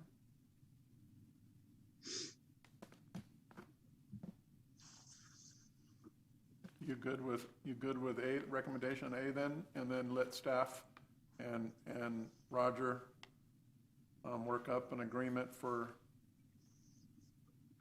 Yes, if there's an addition to a either full-time, part-time employee that doesn't live at the home, yeah, I have no problem with that. yeah. I'm in agreement. I think Scott's in agreement with Roger's recommendation, or your guys' recommendation on the rest. And as he recommends for A. But J still bothers me. Okay, well, we're gonna work on that. Okay. Everybody else in agreement with that?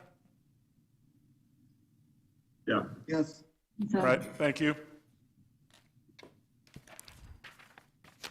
Chair, members of the commission, if you'd like to move down to over to page 11. Did you want to do 10?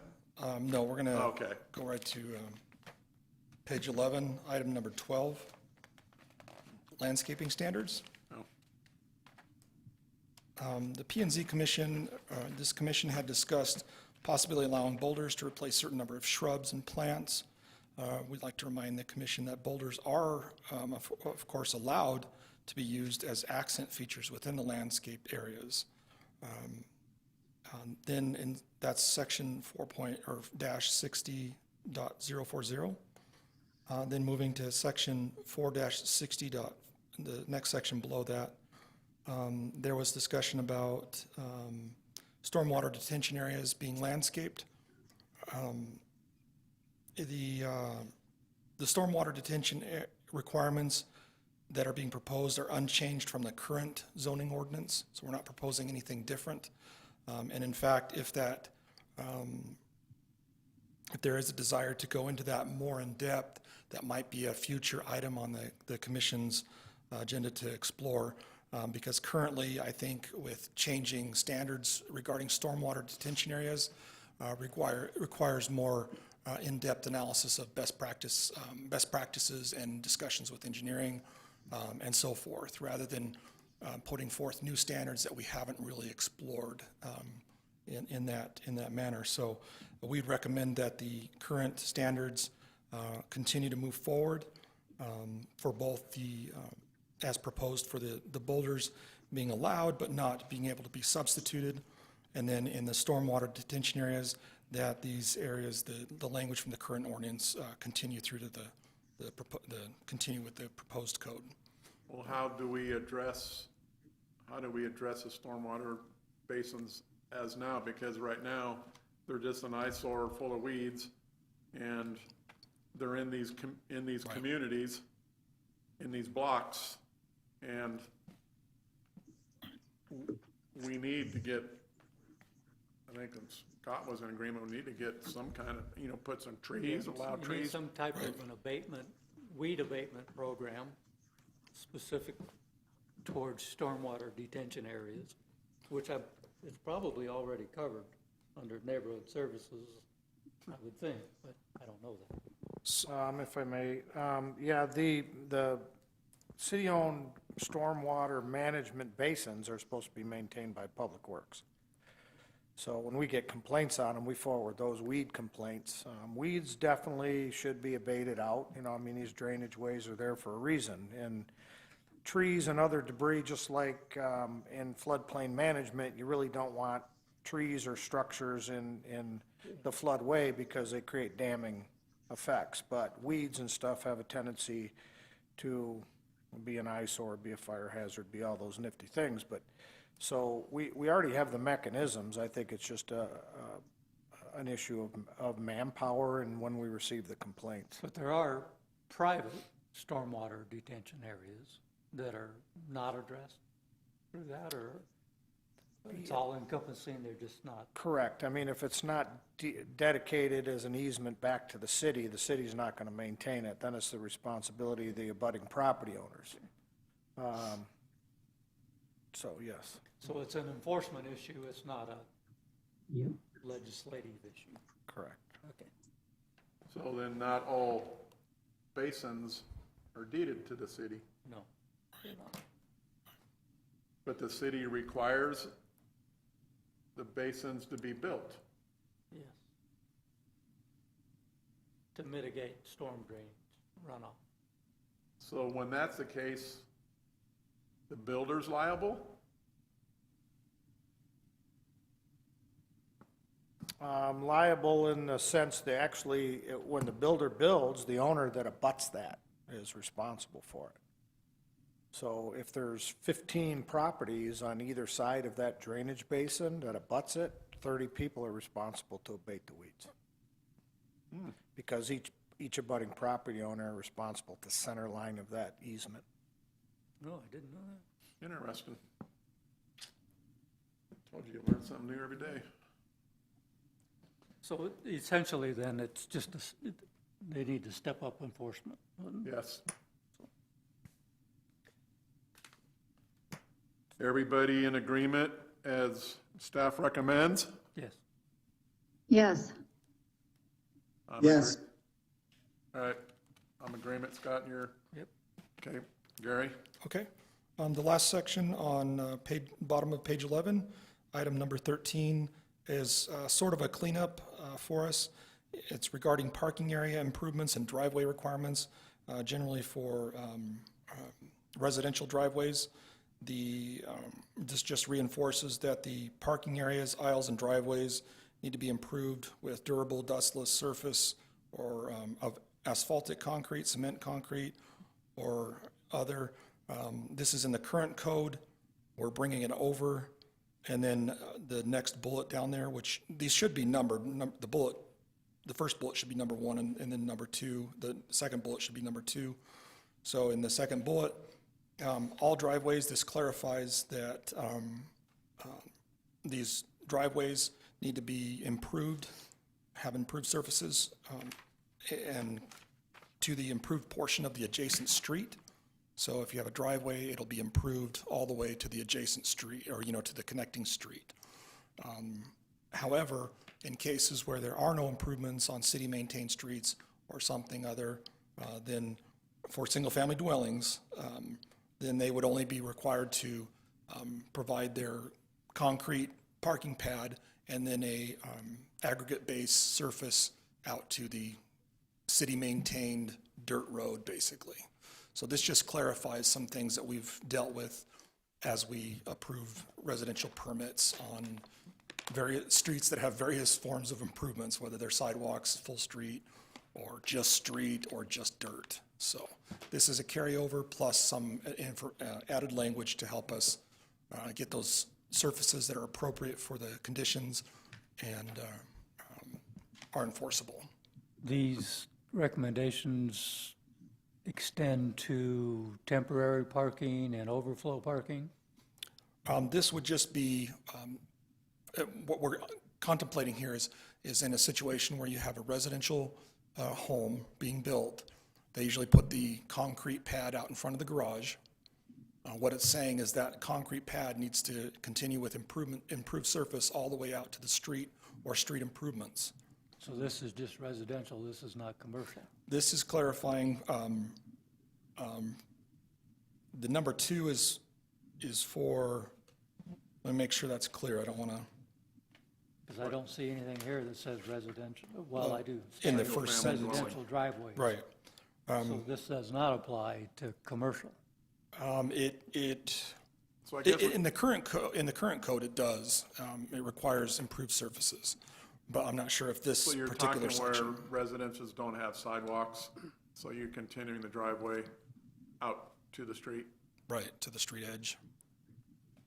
Yeah, one and two, bullet 1 and 2, if you will, would apply universally, but 2A is strictly the scenario that Gary described with a single-family home on an unimproved street, and that's the standard that we would apply for the driveways. Thank you. Okay, thank you. Yeah, and if I may, Mr. Chair, just point of clarification that it's actually applies when the road is unimproved, so it's dirt. So there wouldn't be any curb, gutter, sidewalk, or improved road. Yeah, it'd be dirt. Dirt, yeah. Dirt. So it makes no sense to make somebody put a concrete driveway in when there's a dirt road the entire length, because the whole purpose is to keep that parking space and drive access dust-free, right? And then later, when the city improves that, if they so prove it, they'll do the whole street, and that alignment, those driveway alignments may change, and then everybody's got to rip their driveways out. And if I can build on what Chris just mentioned, in the future, the last sentence of that or bullet point, well, just call it 2A. If you go on to page 12 at the top, it states that should future improvements be made to the adjacent streets, that the property owner will need to continue their improvements out to that improved street. I think that's fair. Hey, so I guess that's what I have an issue with is if you don't require them to put a driveway in, and then in the future the street is improved with pavement, how can you enforce them to install a driveway? That's actually a very good point. It's language in there that is enforceable maybe when they redevelop, they want to add an accessory dwelling unit in the rear yard, or they want to do a So it's when they substantial get a remodel. permit for something. But it would be very difficult to just go up to someone's door and knock on it and say, Yeah. you need to provide that now. It would only be enforceable when they're trying to get a permit for something. Is that right? I would foresee that. Yeah. And Okay. somebody can correct me, but. Mr. Chair and Commissioner Noble, if I may, yeah, we also anticipate that, they're going to improve the entire street and add curb, gutter, sidewalk, which would include that a right-of-way permit that's necessary for the appropriate driveway curb cut. So at that point, they would have to get the right-of-way permit for that curb cut and improve the driveway at that point in time. So I think it would happen naturally rather than years down the road when they decide to pull a permit. Okay. So they'd be enforcing it, okay.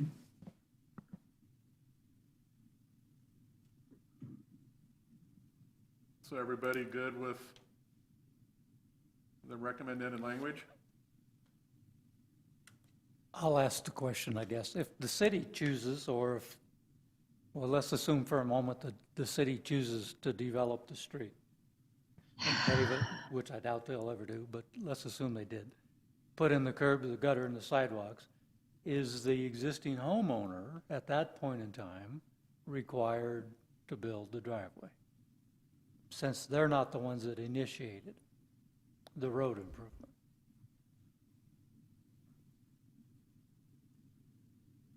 I do believe that's what the language states. Once that street is improved, they have to improve their driveway. Gary right now is, because we run into this occasion, Prescott was really the driving example that we ran into on this particular one.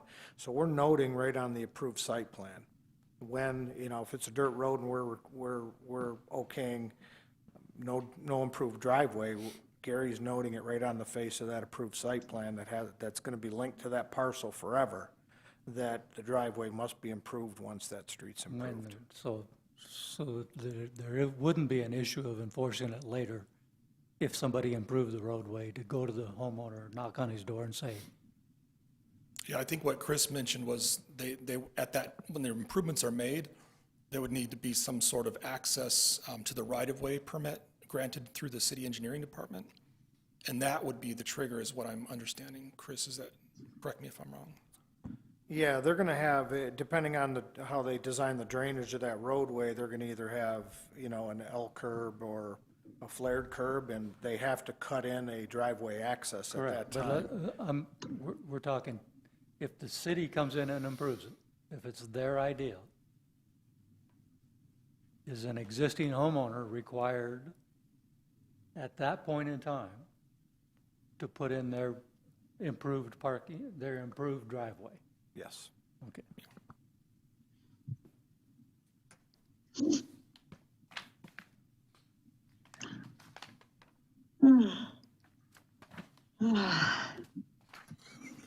Okay, I'm good. Good? Everybody good with the recommendations?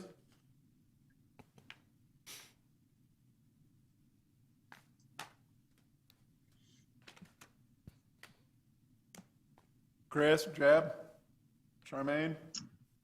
Yeah, Yeah, I'm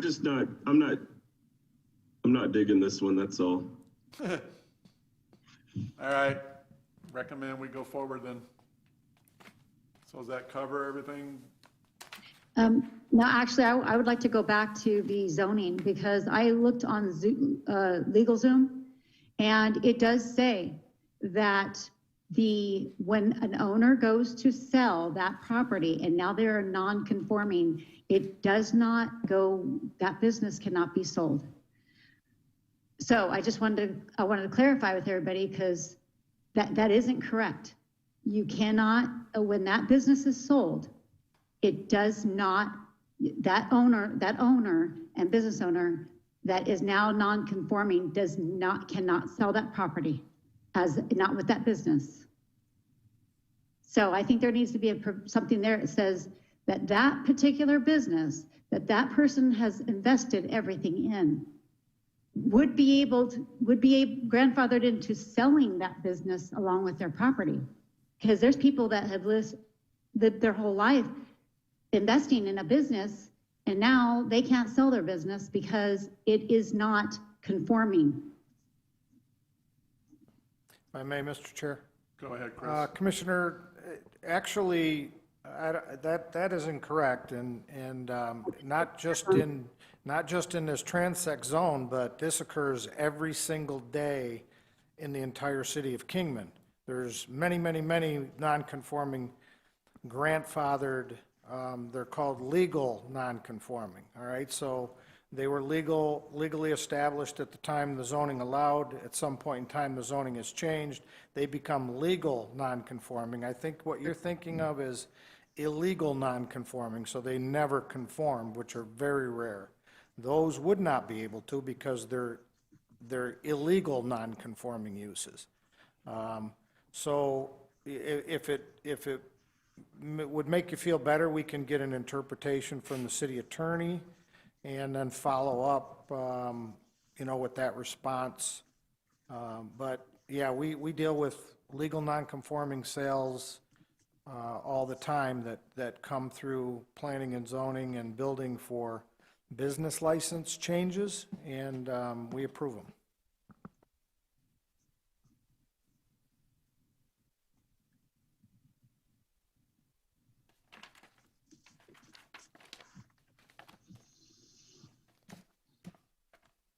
Does that cover all the bases, Gary? Yes. This is the section on non-conforming uses. Oh, You need to go into that.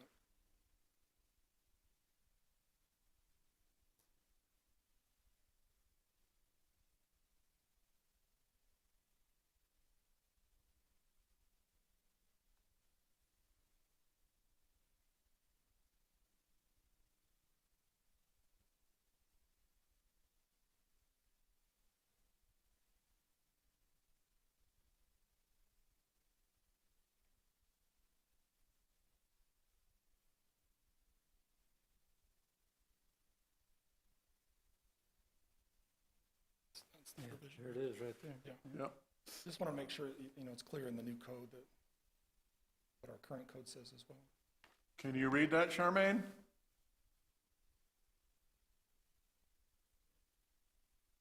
I think she's looking up legal Zoom again.